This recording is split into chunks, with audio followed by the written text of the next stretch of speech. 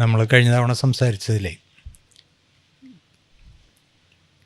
ഈ മൈത്രേയൻ പുരുഷൻ്റെ ബലത്തെക്കുറിച്ച് പറയുന്നുണ്ട്. ആദ്യം പരസ്പരം ഇടികൂടി, സ്ത്രീകളെ ലഭിക്കാൻ വേണ്ടി ഇടികൂടി, മസിലുകൾ ആരോഗ്യമുണ്ടായി എന്ന് പറയുന്നത്. അതിൻ്റെ ഒരു ഷിഫ്റ്റ് പറയുന്നുണ്ട്. അതായത് ഈ സേനകൾ ഉണ്ടാക്കാൻ പരസ്പരം തല്ലുകൂടിയിരുന്ന ആളുകളുടെ തല്ലുകൂടി ഉണ്ടാക്കിയ ബലം സേനകൾ ഈ റെയ്ഡ് നടത്തുമ്പോൾ അല്ലെങ്കിൽ അവരവൻ്റെ കൃഷിയിടം കാത്ത് സംരക്ഷിക്കുമ്പോൾ അതിനെ കാവൽ നിൽക്കാനായിട്ട് ആളുകളെ സംഘടിപ്പിക്കുമ്പോൾ ഈ ബലം അങ്ങനെ ഒരു സാമൂഹിക പ്രവർത്തനത്തിൽ ഉപയോഗിക്കാൻ കഴിയുന്നു. അതുപോലെ തന്നെ എനിക്ക് തോന്നുന്നു ഈ മൈത്രേയൻ പലപ്പോഴും പറയാറുള്ളതാണ്. അത് അതിൻ്റെ ഒരു ഒന്നുകൂടെ ഒന്ന് എടുത്ത് പറയാൻ വേണ്ടിയിട്ടാണ്. ഈ അടിമകളെ പിടിച്ചു കൊണ്ടുവന്ന് ആ പണി അവരവർ ചെയ്യുന്ന പണി വേറൊരാളെ കൊണ്ട് ചെയ്യിക്കാം എന്ന് പറയുന്നിടത്ത് പുരുഷൻ്റെ ബലം കൂടുതൽ പ്രൊഡക്റ്റീവായിട്ട് വരും. അങ്ങനെ പുരുഷന് സമൂഹത്തിൽ ഒരു കൂടുതൽ സ്ത്രീകളെക്കാൾ മെച്ചപ്പെട്ടൊരു സ്ഥാനം ഉണ്ടായി വരുന്നു എന്ന് പറയുന്നൊരു കാര്യം. ആ ഒരു പോയിന്റ് എനിക്ക് തോന്നുന്നു നമ്മൾ ഒന്നുകൂടി ഒന്ന് എംഫസൈസ് ചെയ്ത് പറയേണ്ടത്. അതൊരു പ്രധാനപ്പെട്ട ഷിഫ്റ്റാണ്. അതുകൊണ്ട് വളരെ സ്വാഭാവികമായി എവല്യൂഷണറി പ്രോസസ്സിൽ നിന്ന് ഡിഫറൻ്റ് ആയിട്ടുള്ള പരിണാമപരമായിട്ടിപ്പം പുരുഷന് ബലം ഉണ്ടാകുക എന്ന് പറയുന്നത് ധാരാളം ബീജങ്ങളുള്ളതും ആ ബീജങ്ങളുള്ളവർക്ക് കോമ്പറ്റീറ്റീവായിട്ട് പെരുമാറുക എന്ന് പറയുന്നിടത്ത് ആണ് ആ ബലത്തിന് അർത്ഥമുണ്ടായത്. പുരുഷന്മാർ തമ്മിൽ മത്സരിച്ചാൽ മാത്രം മതി. അത് മറ്റൊന്നിനു വേണ്ടി ഉപയോഗിക്കുന്ന ഒരു യുക്തിയോ അല്ലെങ്കിൽ കാര്യമില്ല. അവർ നിലനിൽക്കാൻ വേണ്ടി നായാടുക എന്ന് പറയുന്ന യുക്തിക്കകത്തായിരുന്നു ബാക്കിയുള്ളതെല്ലാം നിന്നിരുന്നത്. അതിനപ്പുറത്തോട്ട് വേറെ ഒരു മീനിങ്ങും ഇല്ലായിരുന്നു. അതുപോലെ തന്നെ നമ്മളീ പറയുമ്പോൾ ഈ സമൂഹം എന്നുള്ള വാക്ക് ഇയാൾ ഉപയോഗിക്കുന്നുണ്ട്. ആ സമയത്ത് നമ്മൾ മനസ്സിലാക്കാനുള്ള ഒരു ഗോത്രവും വേറൊരു ഗോത്രവും എന്നുള്ളതല്ലാതെ നമ്മൾ ഇന്ന് പറയുന്ന നിലവാരത്തിൽ സമൂഹമൊന്നും രൂപപ്പെട്ടിട്ടില്ല. എന്ന് പറഞ്ഞാൽ പലതരത്തിലുള്ള മനുഷ്യർ ഒന്നിച്ച് ജീവിക്കുക എന്ന് പറയുന്ന ഒരു സംഭവം അതിനു മുമ്പില്ല. ഒരു കളക്റ്റീവ് ഒരു ഗോത്രത്തിനകത്ത്. അപ്പോൾ ഈ കൃഷി കൊണ്ടുണ്ടായതെന്ന് പറയുന്നത് ഒരു 50 പേരിൽ നിന്ന് ഒരു 300 പേരിലേക്ക് നീങ്ങുക എന്ന് പറയുന്ന, ഭക്ഷണത്തിന് ഇഷ്ടം പോലെ ലഭിക്കാൻ തുടങ്ങിയപ്പോൾ നമ്പർ കൂടുക എന്ന് പറയുന്നതും അതിനകത്തേക്കാണ് നമ്മൾ ഈ പറയുന്ന കൃഷിക്കാരുടെ പ്രവർത്തനങ്ങൾ എന്ന് പറയുന്നത്. അതുവരെ ഈ അമ്പോ വില്ലോ ഒക്കെ കണ്ടുപിടിച്ചിരുന്ന സ്ഥലങ്ങളിൽ നിന്ന് മാറി ഭക്ഷണം തേടുക എന്ന് പറയുന്ന മെക്കാനിസത്തിൽ നിന്ന് തന്നെ അങ്ങ് മോചിച്ച് ഭക്ഷണം ഉൽപ്പാദിപ്പിക്കുക എന്നതിലേക്ക് മാറുന്നു എന്ന് പറയുന്നത്. ഇവിടെയാണ് പുരുഷൻ്റെ ബലം സവിശേഷമായിട്ട് പുതിയ ഒരു കാര്യത്തിന് ഉപയോഗിക്കാം എന്ന് കണ്ടെത്തുന്ന സംഭവം ഉണ്ടാകും.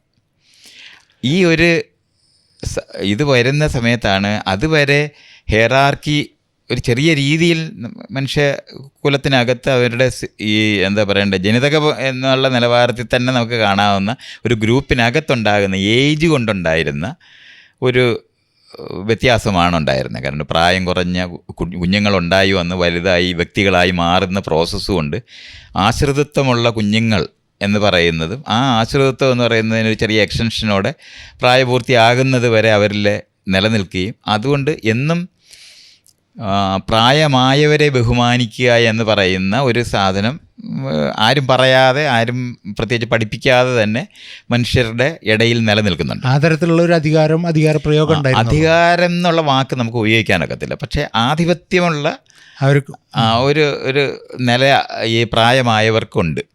കാരണം അവരാണ് കുഞ്ഞുങ്ങളെ വളർത്തിയിരുന്നത്. ആ ഒരു കാര്യം കൊണ്ട് അത് മാത്രമേ ഉണ്ടായിരുന്നുള്ളൂ.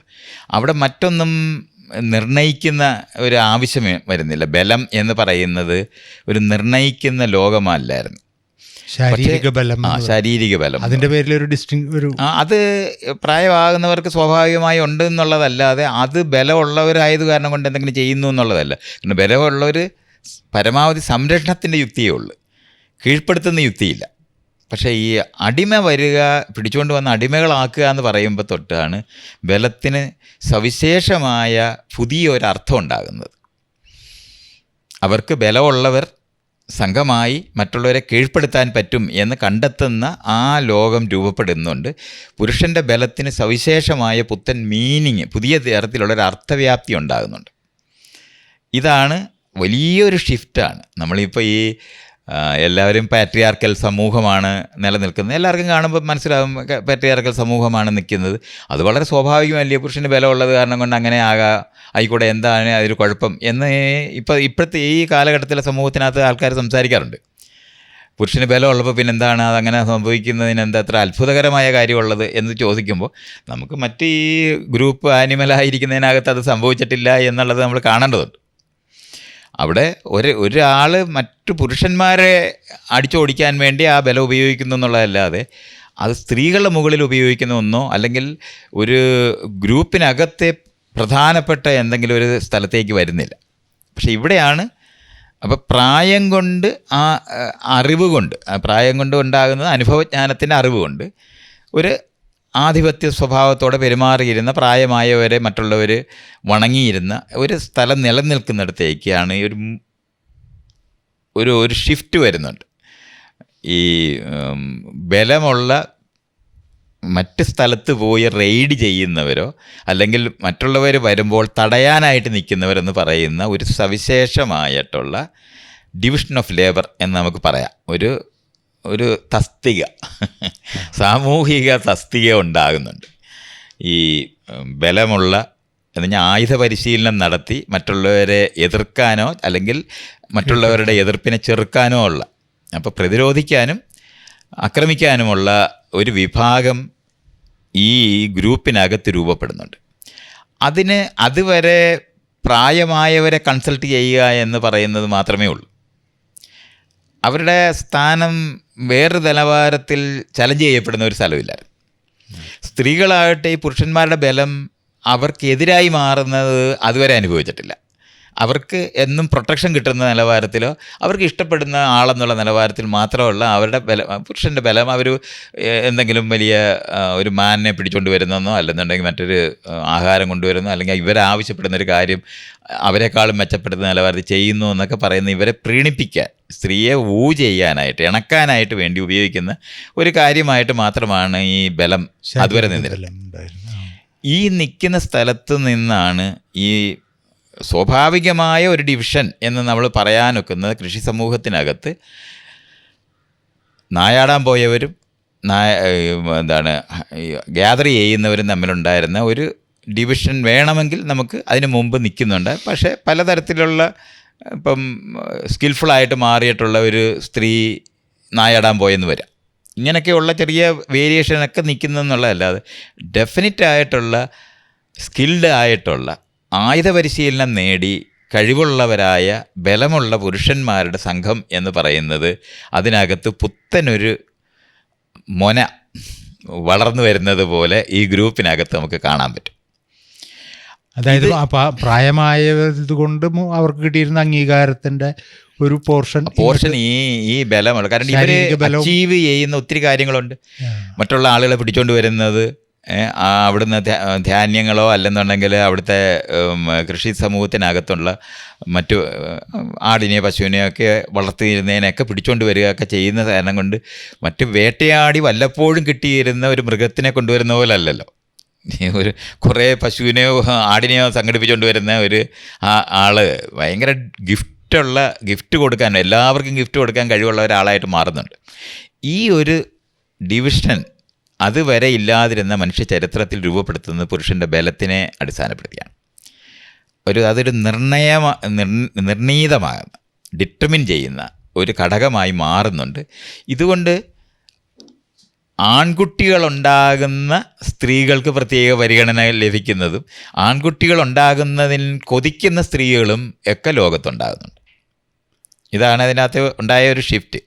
അതുവരെ പെൺകുട്ടിയാണോ ആൺകുട്ടിയാണോ എന്നുള്ള ഉണ്ടാകുന്ന കുട്ടികളെ നിലനിർത്തുക എന്ന് പറയുന്നത് ഇവിടെ അങ്ങനെയല്ല. ആയുധ പരിശീലനത്തിന് മാറി മിടുക്കരായ ധീരന്മാർ എന്നൊക്കെ ഉള്ള നമ്മൾ പറയുന്ന തരത്തിലുള്ള വാക്കുകളൊക്കെ ഉപയോഗിച്ച് ഈ പുരുഷന്മാരെ കാണുന്ന നിലവാരത്തിൽ മാറുന്ന ഒരു സ്ഥലം. അത് കാരണം കൊണ്ട് ആൺമക്കളെ ഉണ്ടാകുന്നതിൽ കൊതിക്കുന്ന സ്ത്രീകൾ രൂപപ്പെടുന്ന, അവർ തന്നെ സ്വയം കൊതിക്കുന്ന സ്ത്രീകൾ രൂപപ്പെടുക എന്ന് പറയുന്ന ഒരു സംഭവം ഉണ്ടായി.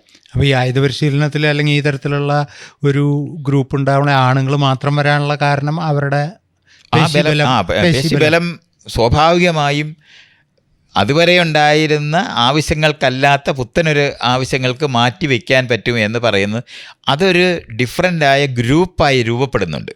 സ്ത്രീകൾ വരുന്നില്ല.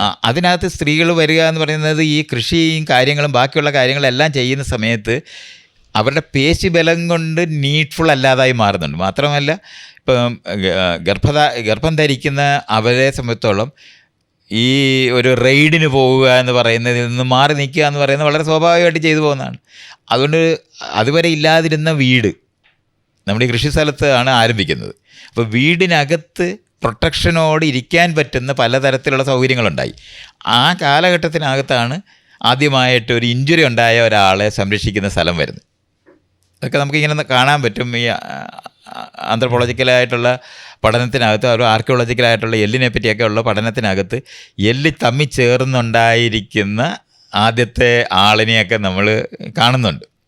അപ്പം ഓൾറെഡി തന്നെ ഒരു സെറ്റിൽഡ് ആയിട്ടുള്ള ഒന്നുമില്ലെങ്കിൽ ഒരു ചുരുങ്ങിയ പക്ഷേ ഒരു ഗുഹയിലെങ്കിലും ഉണ്ടായിരുന്ന സമയത്താണ് ആ നിലവാരത്തിൽ ഒരു പരിചരണം അനുഭവിക്കുന്നത്. പ്രായമായ ഒരു ജീവനോടെ കൂടി ഇരിക്കാൻ പറ്റുന്നതും കൃഷി സമൂഹത്തിനകത്തേക്ക് വരുമ്പോഴാണ്. അല്ലെന്നുണ്ടെങ്കിൽ ഗുഹയിലുണ്ടായിരുന്നു. ഗുഹയ്ക്കകത്ത് ഉണ്ടാകുന്ന ഒരു പ്രശ്നം എന്ന് പറയുന്നത് നീണ്ട കാലം ഒരിടത്ത് താമസിക്കാൻ പറ്റത്തില്ല എന്ന് പറയുന്നത്. അവർ മൈഗ്രേറ്റ് ചെയ്തേ പറ്റും. കാരണം ഭക്ഷണം കുറയും, അല്ലെന്നുണ്ടെങ്കിൽ ക്ലൈമറ്റ് മാറിയിട്ട് അവിടെ ജീവിക്കാൻ പറ്റാതെ വരുന്നത്, അല്ലെങ്കിൽ വെള്ളത്തിൻ്റെ അഭാവം ഉണ്ടാകുക, ഇതൊക്കെ സംഭവിക്കാം. ഒരു ഗുഹ നാച്ചുറലായിട്ടുണ്ടാകുന്ന ഗുഹയിൽ അങ്ങനെ വർഷങ്ങൾ കഴിയാനൊക്കാതെ വരും. അല്ലെങ്കിൽ തന്നെ ഇനി ഒരു 50 വർഷമോ 100 വർഷമോ ഒക്കെ കഴിയുമ്പോഴത്തേന് ക്ലൈമറ്റൊക്കെ ലോകത്ത് എപ്പോഴും മാറും.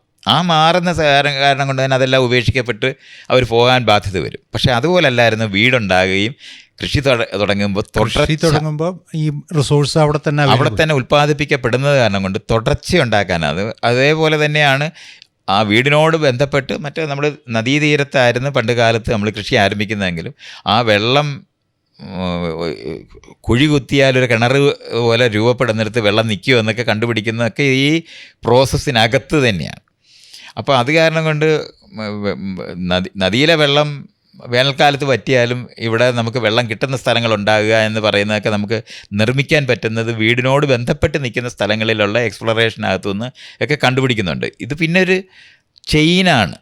ഈ കണ്ടുപിടുത്തങ്ങളിൽ ഇത്തരത്തിലുള്ള കാര്യങ്ങളെല്ലാം ഒരു വളരെ ഡിഫറൻ്റ് ആയിട്ട് മനുഷ്യ സമൂഹത്തിനകത്ത്. പക്ഷേ നമ്മൾ ഈ ഇന്നത്തെ നമ്മൾ ഒരു അധികാരഘടനയായിട്ട് ബന്ധപ്പെട്ട് നമുക്ക് കാണുമ്പോൾ എങ്ങനെ കൃഷി സമൂഹങ്ങളിലെല്ലാം തന്നെയും പുരുഷ കേന്ദ്രീകൃതമായിട്ടുള്ള സമൂഹങ്ങൾ എങ്ങനെ രൂപപ്പെട്ടു വന്നു. നമ്മൾ ഇന്ന് പറയുന്ന പെട്രിയാർക്കി എന്ന് പറയുന്നതിനുള്ള കീ കാണണമെന്നുണ്ടെങ്കിൽ അതിൻ്റെ ആ താക്കോൽ ഇത് മനസ്സിലാക്കണം. അതായത് എവിടെയൊക്കെ കൃഷി തുടങ്ങിയിട്ടുണ്ട് അവിടേക്ക് പെട്രിയാർക്കിക്കലായിട്ടുള്ള സാധനം വരുന്നുണ്ട്. അതുമാത്രമല്ല കൃഷി തുടങ്ങിയ സമൂഹങ്ങളും അത് പരസ്പരം അങ്ങോട്ടും ഇങ്ങോട്ടും നേരത്തെ പറഞ്ഞ കച്ചവടം എന്ന് പറയുന്ന സാധനം ചെറുതായ രീതിയിൽ വികസിക്കാൻ കണക്റ്റഡ് ആകുന്നുണ്ട്. നമ്മളിത് പറയുമ്പോൾ ഈ കൃഷി ഇപ്പോൾ തുടങ്ങിയതായിട്ട് നമ്മൾ കാണുകയൊക്കെ ചെയ്യുന്നതെന്ന് പറയുന്നത് മെഡിറ്ററേനിയൻ ഭാഗത്താണ്. അത് യൂറേഷ്യ എന്ന് നമ്മൾ പറയുന്ന വലിയ ഒരു ഭൂവിഭാഗത്തിനകത്ത് തന്നെയാണ് നമുക്കറിയപ്പെടുന്ന ഏറ്റവും വലിയ വികസിച്ച നാഗരികത മുഴുവൻ ഉണ്ടായിട്ടുള്ളത്. അപ്പോൾ അതെല്ലാം കണക്റ്റഡ് ആയിട്ട് വരുന്ന എന്ന് പറഞ്ഞാൽ ഏതെങ്കിലും നിലവാരത്തിൽ പരസ്പരം കണക്റ്റ് ചെയ്ത സ്ഥലമാണ്. അതുകൊണ്ട് സാങ്കേതിക വിദ്യയിലുള്ള ഒരു മമ്മട്ടി കണ്ടുപിടിച്ചാൽ അങ്ങോട്ട് പോവും, അവിടുന്ന് ഒരു കത്തി ഇങ്ങോട്ട് വരുന്നുണ്ടാവും. അപ്പോൾ അങ്ങോട്ട് ആ നിലവാരത്തിലുള്ള എക്സ്ചേഞ്ചസ് കാര്യങ്ങളുമൊക്കെ ആരംഭിക്കുന്ന സമയത്താണ് ഈ ആശയങ്ങളും അതേപോലെ തന്നെ ഒരിടത്ത് ചെയ്യുന്ന കാര്യം മറ്റിടത്ത് പറയപ്പെടുകയൊക്കെ ചെയ്യുന്നതുകൊണ്ട് കൃഷി ആരംഭിക്കുന്നത് വേറെ സ്ഥലങ്ങളിലേക്ക് വ്യാപകമായി മാറുന്നതൊക്കെ ഇതേ പ്രക്രിയയാണ്. അപ്പോൾ അതുകൊണ്ട് ഈ പുരുഷ കേന്ദ്രീകൃതമായ സമൂഹം രൂപപ്പെടുന്നതിനും നേരത്തെ ഞാൻ പറഞ്ഞില്ലേ ഈ കുഞ്ഞിനെ ഉണ്ടാകുന്നത് കണ്ടെത്തുക, പുരുഷൻ്റെ റോള് ഉറപ്പിക്കുന്ന ആശയം എല്ലായിടത്തും എത്തിച്ചേരുന്നതോടെ ഈ അമ്മ ദൈവങ്ങൾ എങ്ങനെയാണ് ട്രാൻസ്ഫോംഡ് ആയി പോയിരിക്കുന്നത് എന്നുള്ള കാര്യം ഇതുപോലെ തന്നെ നമ്മൾ തിരിച്ചറിയേണ്ടതാണ്. അപ്പോൾ പലതരത്തിലുള്ള അറിവുകൾ ഒന്നിച്ചു ചേരുന്ന ഇടങ്ങളായിട്ട് ഇതെല്ലാം മാറുന്നുണ്ട്. അപ്പോൾ ഏതെങ്കിലും ഒരൊറ്റ കാരണം കൊണ്ട് സംഭവിക്കുന്നതല്ല, പക്ഷേ ഒരു കൃഷിയാണ് ഈ സാഹചര്യങ്ങൾ മുഴുവൻ സൃഷ്ടിച്ചിട്ടുള്ളത്. അപ്പോഴാണ് ആന്തരികമായ അതിരുബോധം എന്ന് പറയുന്നത് വളരെ മൂർത്തമായ കോൺക്രീറ്റ് ആയിട്ട് ഫിസിക്കലായ അതിരുബോധം ഉണ്ടാകുന്നത്. ഇതെല്ലാം കൂടെയാണ് ഒന്നിനു പുറകെയാണ് നമ്മൾ ഇന്ന് കാണുന്ന സമൂഹ രൂപീകരണത്തിൻ്റെ ആദ്യത്തെ ബീജങ്ങളായിട്ടുള്ള അതിൻ്റെ വിത്തുകൾ പാകുന്ന കാലമാണ് ഈ നമ്മളീ പറയുന്ന ഒരു 10,000-12,000 വർഷം തൊട്ട് ആരംഭിച്ച് ഈ ഒരു പ്രോസസ്സിനകത്താണ് തട്ട് സമൂഹം രൂപപ്പെടുന്നത്. ഈ പിടിച്ചുകൊണ്ട് വന്നവർ അടിമകളാകുന്നത്, സ്ത്രീകളുടെ ലൈംഗിക നിയന്ത്രണങ്ങൾ ഉണ്ടാകുന്ന സാധനം. കാരണം തട്ട് സമൂഹം ഉണ്ടായിക്കഴിഞ്ഞപ്പോൾ അടിമകളായിരിക്കുന്ന പുരുഷന്മാരുമായി വേഴ്ച പാടില്ല. അവരെ പ്രാപിച്ചുകൂടെ, അവർ തിരഞ്ഞെടുത്താൽ ആ കുഞ്ഞുങ്ങൾ മുകൾ തട്ടിലേക്ക് വരും. എല്ലാ കുഞ്ഞും അമ്മമാരുടേതായിട്ടിരിക്കുന്ന കാലമാണ്. അച്ഛൻ്റേതാണെന്ന് പറഞ്ഞാലും അച്ഛൻ ഉണ്ടാക്കിയതാണെന്ന് അറിയുമ്പോഴും പരിചരണവും സാധാരണവും എല്ലാം അമ്മയാണ് ചെയ്യുന്നത്. അപ്പോൾ അടിമയായ പുരുഷൻ്റെ അടുത്തു നിന്ന് ഒരു കുഞ്ഞിനെ ഉണ്ടാക്കിയാൽ അത് ആ അടിമ കുഞ്ഞായി മാറുന്നതിന് പകരം മേൽത്തട്ടിലേക്ക് വരുന്നത് വഴിയാണ് സ്ത്രീകളെ ലൈംഗികത നിയന്ത്രിക്കുന്നിടത്തേക്ക് എത്തുന്നത്. ചരിത്രത്തിൽ ആദ്യമായിട്ട് സംഭവിക്കും. അതിനുശേഷമാണ് നമുക്ക് ഈ പുരുഷന്മാർ തന്നെ മേൽത്തട്ടിലെ പുരുഷന്മാരുടെ ഇടയിൽ നിന്ന് നിങ്ങൾ തിരഞ്ഞെടുത്താൽ മതി എന്ന് പറയുന്നതിൻ്റെ ഇങ്ങേ അറ്റത്തെ ഒരു രൂപമാണ് നമ്മൾ ഈ സ്വയംവരം എന്നൊക്കെ പറഞ്ഞ് നമ്മുടെ നാട്ടിലൊക്കെ പണ്ടുണ്ടായിരുന്നത്. അത് തന്നെ രാജാക്കന്മാരുടെ ഇടയിലാണ് അത് നിന്നിരുന്നതെന്ന് നമുക്ക് കാണണം. ആധിപത്യം ഉണ്ടായിരുന്നവരുടെ ഇടയിൽ മാത്രമാണ്. സ്ത്രീകൾ തിരഞ്ഞെടുക്കണമെന്ന് പറയുമ്പോഴും അവർ സെലക്ടഡ് ഫ്യൂ മാത്രമേ എടുക്കും. നമ്മുടെ ഇവിടുത്തെ എന്താണ് PSC ടെസ്റ്റിന് സെലക്ഷൻ കഴിഞ്ഞ് നിൽക്കുന്ന ആൾക്കാരുടെ ഇടയിൽ നിന്ന് മാത്രമേ ഇന്റർവ്യൂ നടത്തി എടുക്കാനൊക്കത്തുള്ളൂ. അപ്പോൾ അവരുടെ തന്നെ അവരെ സെലക്ട് ചെയ്യുന്ന ക്രൈറ്റീരിയ ഈ ആൺബോധത്തിന്റെ അതിനകത്തു നിന്നാണ് വരുന്നത്. കാരണം ഇവർ ഇഷ്ടമുള്ളവരെ സെലക്ട് ചെയ്യുന്നത് നിയന്ത്രിക്കുന്നതിന് വേണ്ടിയാണ്. അപ്പോൾ അവിടെയും സ്ത്രീയുടെ തെരഞ്ഞെടുപ്പാണ് നിൽക്കുന്നത് നമുക്ക് തോന്നുമെങ്കിലും ഈ പറയുന്ന സ്ക്രീൻ ചെയ്ത് അവിടെ നിലനിർത്തിയവരെ ഇടയ്ക്കുന്നത് മാത്രമേ ഉള്ളൂ. അവർ തമ്മിലുള്ള പുരുഷന്മാർ തമ്മിലുള്ള സംഘർഷം അവസാനം ഒഴിവാക്കാൻ വേണ്ടിയാണ് ഈ അച്ഛൻ മകളെ പിടിച്ച് കന്യാദാനം എന്ന് പറയുന്ന ലേവലിൽ കൊടുക്കുന്നിടത്തേക്ക് നീങ്ങുന്നത്. അപ്പോഴത്തേന് പിന്നെ ഈ സ്ത്രീയുടെ തന്നെ ഒരു ഇനിഷ്യേറ്റീവും പിന്നെ അങ്ങനെയാണ് മാറുന്നത്. അപ്പോൾ കന്യാദാനം എന്നൊക്കെ പറയുമ്പോഴത്തേന് വളരെ സിസ്റ്റമാറ്റിക് ആയിട്ട് ഈ വിഷയം മാറിക്കഴിഞ്ഞിട്ടുണ്ട്. അപ്പോൾ അതായത് സ്ത്രീകളുടെ റോള് ഏറ്റവും മിനിമം, അവരുടെ തെരഞ്ഞെടുപ്പില്ലാതായി, അവരുടെ ഒരു പേഴ്സൺ എന്നുള്ള നിലയ്ക്ക് അവരുടെ തെരഞ്ഞെടുപ്പില്ലാതായി. അവർക്കിഷ്ടമുള്ളവരെ തിരഞ്ഞെടുക്കാൻ പറ്റത്തില്ല. നമ്മൾ പറയുന്നവരെ സെലക്ട് ചെയ്യാനായിട്ടുള്ള അവകാശമേ ഉണ്ടായിരുന്നുള്ളൂ. റിജക്റ്റ് ചെയ്യുന്നത് പോലും ഈ സെലക്റ്റഡ് ഫ്യൂവിനകത്തു നിന്നുള്ള റിജക്ഷനേ ഉള്ളൂ, അല്ലാതില്ല. അപ്പോൾ അങ്ങനത്തെ നമുക്ക് അതുവരെ നമ്മൾ ഈ പറയുന്ന മനുഷ്യ കുലത്തിനകത്തുണ്ടായിരുന്ന സ്ത്രീകൾക്ക് എന്തെല്ലാം ഓട്ടോണമി ഉണ്ടായിരുന്നോ അതെല്ലാം ഓരോന്നായിട്ട് പത്തി മടക്കി അടഞ്ഞ് അത് ഇല്ലാതായി പോകുന്നത് നമുക്കിങ്ങനെ കാണാൻ പറ്റും. ഒരേ സമയത്ത് തന്നെ പുരുഷൻ്റെ ആധിപത്യപരമായിട്ടുള്ള, അവൻ്റെ ബലത്തിനെ അടിസ്ഥാനപ്പെടുത്തിയ ആധിപത്യപരമായിട്ടുള്ള മുഴുവൻ സമൂഹവും രൂപപ്പെടുന്നുമുണ്ട്. ഈ ഒരു പ്രോസസ്സാണ് ഒരു സ്ഥലത്ത് നടക്കുന്ന സമയത്ത് തന്നെ ഈ തട്ട് സമൂഹം എന്ന് പറയുന്നത് അരക്കെട്ടുറപ്പിക്കുന്ന ഒരു മെക്കാനിസം ഉണ്ടായിട്ടുണ്ട്. അത് ഇതുപോലെ നമ്മൾ അറിയേണ്ടതാണ്. അടിമ കുഞ്ഞുങ്ങളായിരിക്കുന്ന കുട്ടികൾ ഏത് കുഞ്ഞിനെ പോലെ അവർ കുഞ്ഞുങ്ങളല്ലേ, അല്ലാതെ അവർക്ക് ഇങ്ങനെ ഞാൻ അടിമയാണെന്നൊന്നും അറിയില്ലല്ലോ. അപ്പോൾ അത് പിടിച്ചുകൊണ്ടുവന്ന ഒരാളെ മെരുക്കാനേ പറ്റൂ. പക്ഷേ കുട്ടിക്കാലത്ത് നമ്മൾ അവരെ വളർത്തുകയാണെങ്കിൽ അവരെ ഇണക്കാൻ പറ്റും. ഇത് മൃഗങ്ങളുടെ ഇടയിൽ പോലും നമുക്കത് കാണാൻ പറ്റും. ഈ ഒരു അറിവ് വരുന്നത് കാരണം കൊണ്ടാണ് ആദ്യമായിട്ട് നമ്മൾ ഈ പറയുന്ന എല്ലാ പഠിപ്പിക്കുന്ന സ്ഥലങ്ങൾ, കുഞ്ഞുങ്ങളെ പഠിപ്പിക്കുക എന്ന് പറയുമ്പോൾ നമ്മൾ ഇന്നത്തെ യൂണിവേഴ്സിറ്റി ഒന്നും വെച്ച് ആലോചിച്ച് കളയരുത്. അല്ല, ഇത് തന്നെ ഈ സ്വാതന്ത്ര്യം അനുഭവിച്ചിട്ടുള്ള ഒരാളെ നമുക്ക് പൂർണ്ണമായിട്ട് കീഴ്പ്പെടുത്താൻ പറ്റില്ല. അതാണ് പിടിച്ചുകൊണ്ട് വന്നു കഴിഞ്ഞാൽ അവരെ എപ്പോഴും നമ്മുടെ നോട്ടത്തിൻ്റെ കീഴിൽ നിർത്തണം. അതാണ് അതിൻ്റെ സ്ഥലം. ഇവരെ നോക്കാനൊരാളുണ്ടാകണം. അതേ സമയത്ത് കുഞ്ഞിലെ നമ്മൾ പരിശീലിപ്പിക്കുകയാണെങ്കിൽ അവരെ അങ്ങനെ നോക്കേണ്ട കാര്യമില്ല, അവർ പറഞ്ഞാൽ അനുസരിക്കുന്നവരായിട്ട് മാറുക. ഈ അനുസരണ പഠിപ്പിക്കുക എന്ന് പറയുന്നതാണ് വിദ്യാഭ്യാസമായി തുടക്കത്തിൽ വരുന്ന മുഴുവൻ. അത് നമുക്ക് പൂർണ്ണമായി കീഴ്പ്പെട്ട് നിൽക്കുന്ന ആളുകളെ ഉണ്ടാക്കാം. അങ്ങനെ ഉണ്ടാക്കാം. അത് കുഞ്ഞുങ്ങളെ ചൊട്ടയിലെ ശീലം ചുടല വരെ എന്ന് പഠിക്കുന്ന ആ കാര്യങ്ങൾ ഒബ്സർവ് ചെയ്യുന്നത് വഴിയാണ് അത് ആ നിലവാരത്തിൽ കുഞ്ഞിലേ ആരംഭിക്കുകയാണെങ്കിൽ അവരെ മെരുക്കുക അല്ല ഇണക്കാൻ പറ്റും എന്ന് തിരിച്ചറിയുന്നുണ്ട്. അപ്പോൾ കുഞ്ഞുങ്ങളെ അവരടിമയായി ജനിച്ചതാണ് അടിമയായി തുടരേണ്ടത് അവരുടെ ധർമ്മമാണ്. അവരെ ആ ധർമ്മത്തിനനുസരിച്ച് കർമ്മം ചെയ്യണം എന്ന് പഠിപ്പിക്കുന്ന സാധനങ്ങളെല്ലാം ഈ പറയുന്ന സ്ഥലത്തു നിന്നാണ് ആരംഭിക്കുന്നത്. ജനനം കൊണ്ട് തന്നെ നിങ്ങളുടെ ഡ്യൂട്ടി ജനനം കൊണ്ട് നിങ്ങളുടെ സമൂഹം എന്ന് നമ്മൾ അപ്പോൾ പറയുന്നത് ഈ തട്ട് സമൂഹത്തിനകത്ത് എവിടെയാണ് നിങ്ങളെ പ്ലേസ് ചെയ്യേണ്ടതെന്ന് അവരെ കുട്ടിക്കാലത്തെ പഠിപ്പിച്ചാൽ ഒരു പ്രശ്നമില്ലാതെ അവരെ കൈകാര്യം ചെയ്യാൻ പറ്റുമെന്ന് കണ്ടെത്തും. അത് ഭയങ്കര ഈ പുരുഷന്മാരിലേക്ക് ഷിഫ്റ്റ് ചെയ്യുന്നത് പോലെ നമ്മൾ അറിയേണ്ട ഒന്നാണ്. അങ്ങനെ വരുന്ന ഒരു തട്ട് സമൂഹത്തിനകത്ത് താഴ്ത്തട്ടിലുള്ള ആൾക്കാർ താഴ്ത്തട്ടിൽ തന്നെ തുടരണം എന്ന് അവർക്ക് കുട്ടിക്കാലത്തെ ബോധവൽക്കരണം നടത്തി പരിശീലിപ്പിച്ച് അതിനനുസരിച്ചിട്ടുള്ള റിവാർഡ്സും ഗിഫ്റ്റും ഒക്കെ കൊടുത്ത് അംഗീകാരവും കൊടുത്ത് അവരെ കൈകാര്യം ചെയ്താൽ അവരെന്നേക്കുമായി അടിമകളാക്കി മാറ്റാൻ പറ്റുമെന്ന് കണ്ടെത്തുന്നത് ഭയങ്കര ഇതുപോലൊരു കണ്ടെത്തലാണ്. അനുസരണയോടെ കീഴ്പ്പെട്ട് നിന്നോളും. അനുസരണയോടെ കീഴ്പ്പെട്ട് നിൽക്കുക എന്ന് മാത്രമല്ല, അതിൽ കവിഞ്ഞ് വേറൊരു ത്രെട്ടും മറ്റേ അല്ലെങ്കിൽ ഇവർ ശത്രുക്കളെ പോലെ കൂടെ കഴിയുമ്പോൾ എല്ലാ സമയത്തും നമ്മൾ അലർട്ടായിട്ടിരിക്കണം. മറ്റേത് ഇവരെ കുട്ടിക്കാലം തൊട്ട് നിങ്ങളുടെ അധികാരിയാണ്, നിങ്ങൾക്കെല്ലാം തരുന്നത് ഞങ്ങളാണ് എന്ന് അവരെ പഠിപ്പിച്ച് വളർത്തിക്കൊണ്ടുവരുവാണെങ്കിൽ പരമാവധി വിധേയമായിട്ടുള്ള ഒരു ജീവിയായിട്ട് മനുഷ്യരെ മാറ്റാൻ പറ്റുമെന്ന് കണ്ടെത്തുന്ന കാലമാണ് ഈ പറയുന്ന സ്ഥലങ്ങളെല്ലാം. അനുസരണയും കൂറും ആണ്. കൂറ് സ്വാഭാവികമായിട്ടുള്ളതാണ്, പഠിപ്പിക്കണ്ട. കൂറ് പഠിപ്പിക്കണ്ട, പക്ഷെ അതൊരു മൂല്യമായിട്ട് അത് എൻഫോഴ്സ് ചെയ്യണ്ട. കൂറ് വരും അനുസരണ പഠിപ്പിച്ചാൽ. അല്ല, കൂറ് സ്വാഭാവികമായിട്ടുള്ളതാണ്. നമ്മുടെ ഗോത്രത്തിനോട് കൂറുണ്ടാവും. ഗോത്രക്കൂറ് ആധിപത്യമുള്ളവരിലേക്ക് മാറ്റി പ്രതിഷ്ഠിക്കുന്നിടത്താണ് പഠിപ്പിച്ചിട്ടുള്ളത്. എങ്ങനൊരു ഷിഫ്റ്റ് ഉണ്ടാവും. അതൊരു ഷിഫ്റ്റ് ഉണ്ട്. കാരണം നിങ്ങളെ എല്ലാ തരത്തിലും പരിപാലിച്ച് നിങ്ങളെ കൊണ്ടുവരുന്നവർ ഞങ്ങളാണ്. അതുകൊണ്ട് നിങ്ങളുടെ കൂറ് നിങ്ങളുടെ ഗ്രൂപ്പിനോടല്ല വേണ്ടത്, ഞങ്ങളോടാണ് വേണ്ടതെന്ന് വിധേയത്വത്തോടെ പഠിപ്പിക്കുന്ന ആ ഒരു ഷിഫ്റ്റാണ് ഉണ്ടാക്കുന്നത്. അന്നദാതാവ് എന്നൊക്കെ. അപ്പം കൂറ് മാറ്റി പ്രതിഷ്ഠിക്കുന്നുണ്ട്. അതാണ് പരിശീലനം കൊണ്ട് ഉണ്ടാകുന്ന ഒന്ന്.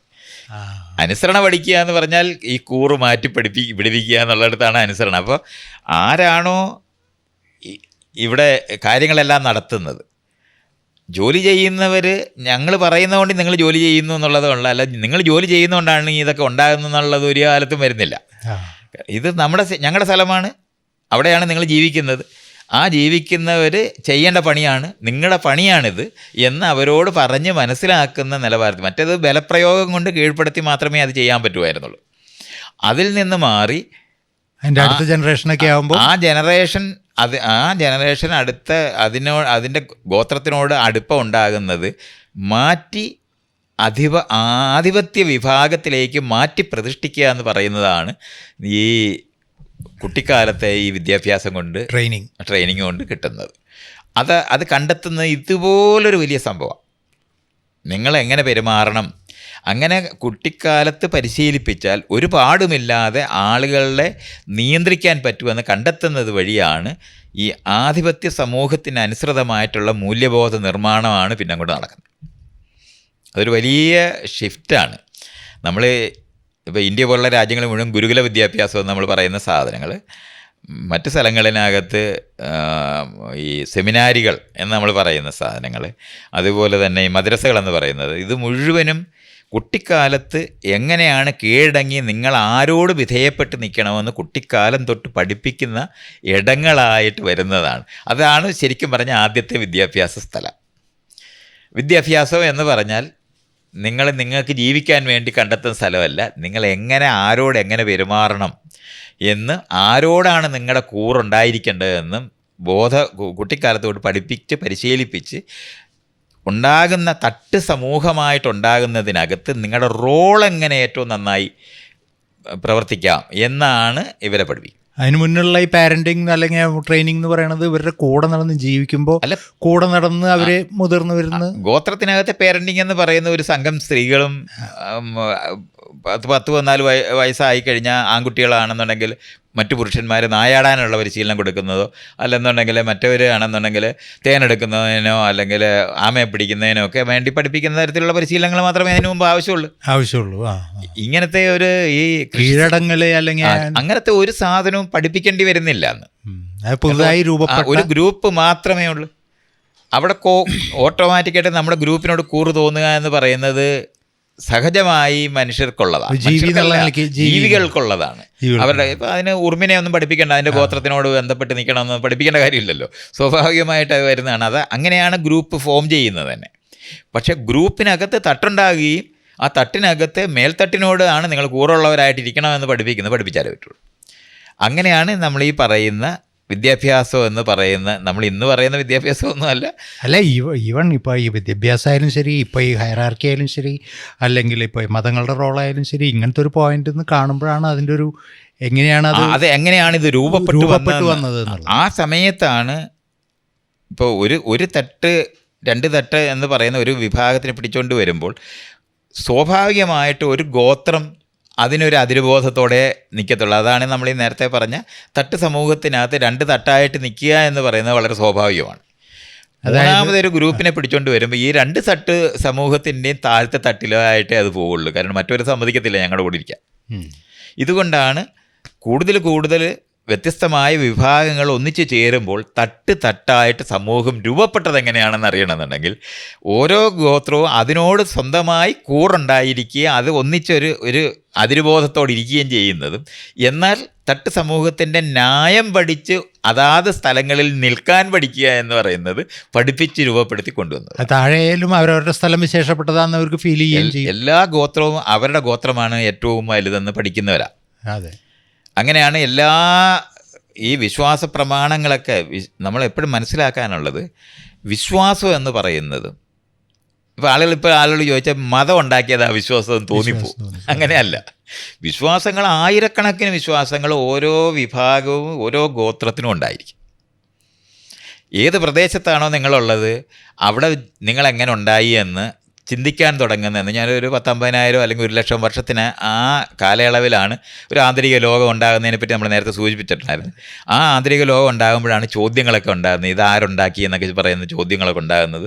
അത്തരത്തിലുള്ള ആന്തരിക ലോക നിർമ്മാണത്തിനകത്ത് കിട്ടിയിരുന്ന ഉത്തരങ്ങളെന്ന് പറയുന്നത് ഒരു അഡൽട്ടായ എന്ന് പറഞ്ഞാൽ പ്രായപൂർത്തിയായവർ പ്രായം കുറഞ്ഞവരോട് പറഞ്ഞു കൊടുക്കുക എന്ന് പറയുമ്പോൾ അറിവോടെ പറഞ്ഞു കൊടുക്കാൻ കഴിയില്ല ഒരു സമയത്തും.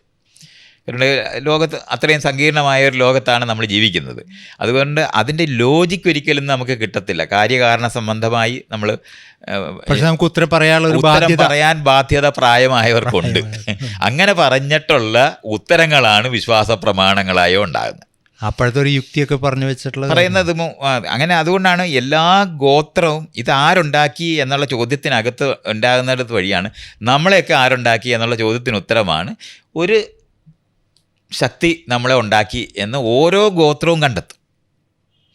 ആ കണ്ടെത്തുന്ന യുക്തി കൊണ്ടാണ് ഓരോ ഗോത്രത്തിനും അതിന് സ്വന്തമായ ദൈവം ഉണ്ടാവും. അങ്ങനെയാണ് കുലദൈവങ്ങൾ എന്ന് നമ്മൾ പറയുന്നത്. എല്ലാ ഗോത്രത്തിനും സ്വന്തം ദൈവം ഉണ്ടാകും. നമ്മളെ ഉണ്ടാക്കിയ ദൈവം ഇതാണ്. ഈ ദൈവം എന്ന് പറയുന്നത് ഉണ്ടാക്കിയ ആൾ എന്ന് പറയുന്ന ആ ചോദ്യത്തിനകത്ത് അഭ്യൂഹങ്ങൾ വെച്ചിട്ട് നമ്മൾ കണ്ടെത്തുന്നതാണ്. എല്ലാം ഉണ്ടാക്കാനൊന്ന് വേണം എന്ന് കണ്ടെത്തുന്ന യുക്തി കൊണ്ടാണ് നമ്മൾ ദൈവത്തിനെ ഉണ്ടാക്കുന്നത്. വളരെ യുക്തിഭദ്രമാണ്. ദൈവത്തിനെ കണ്ടുപിടിക്കുകയാണ് മനുഷ്യൻ ചെയ്യുന്നത്. ആവശ്യമാണ് അവർക്ക് എങ്ങനെ ഇതുണ്ടായി എന്ന് പറയുന്നത്. അപ്പോൾ അതിനൊരു ഉത്തരം അറിഞ്ഞുകൂടാതെ ഇന്ന് നമ്മൾ പറയുമ്പോൾ അതൊരു ഉത്തരമല്ലാതായിരിക്കുന്നതുകൊണ്ടാണ് നമ്മൾ ദൈവത്തിനെ ഉപേക്ഷിക്കുന്നത്.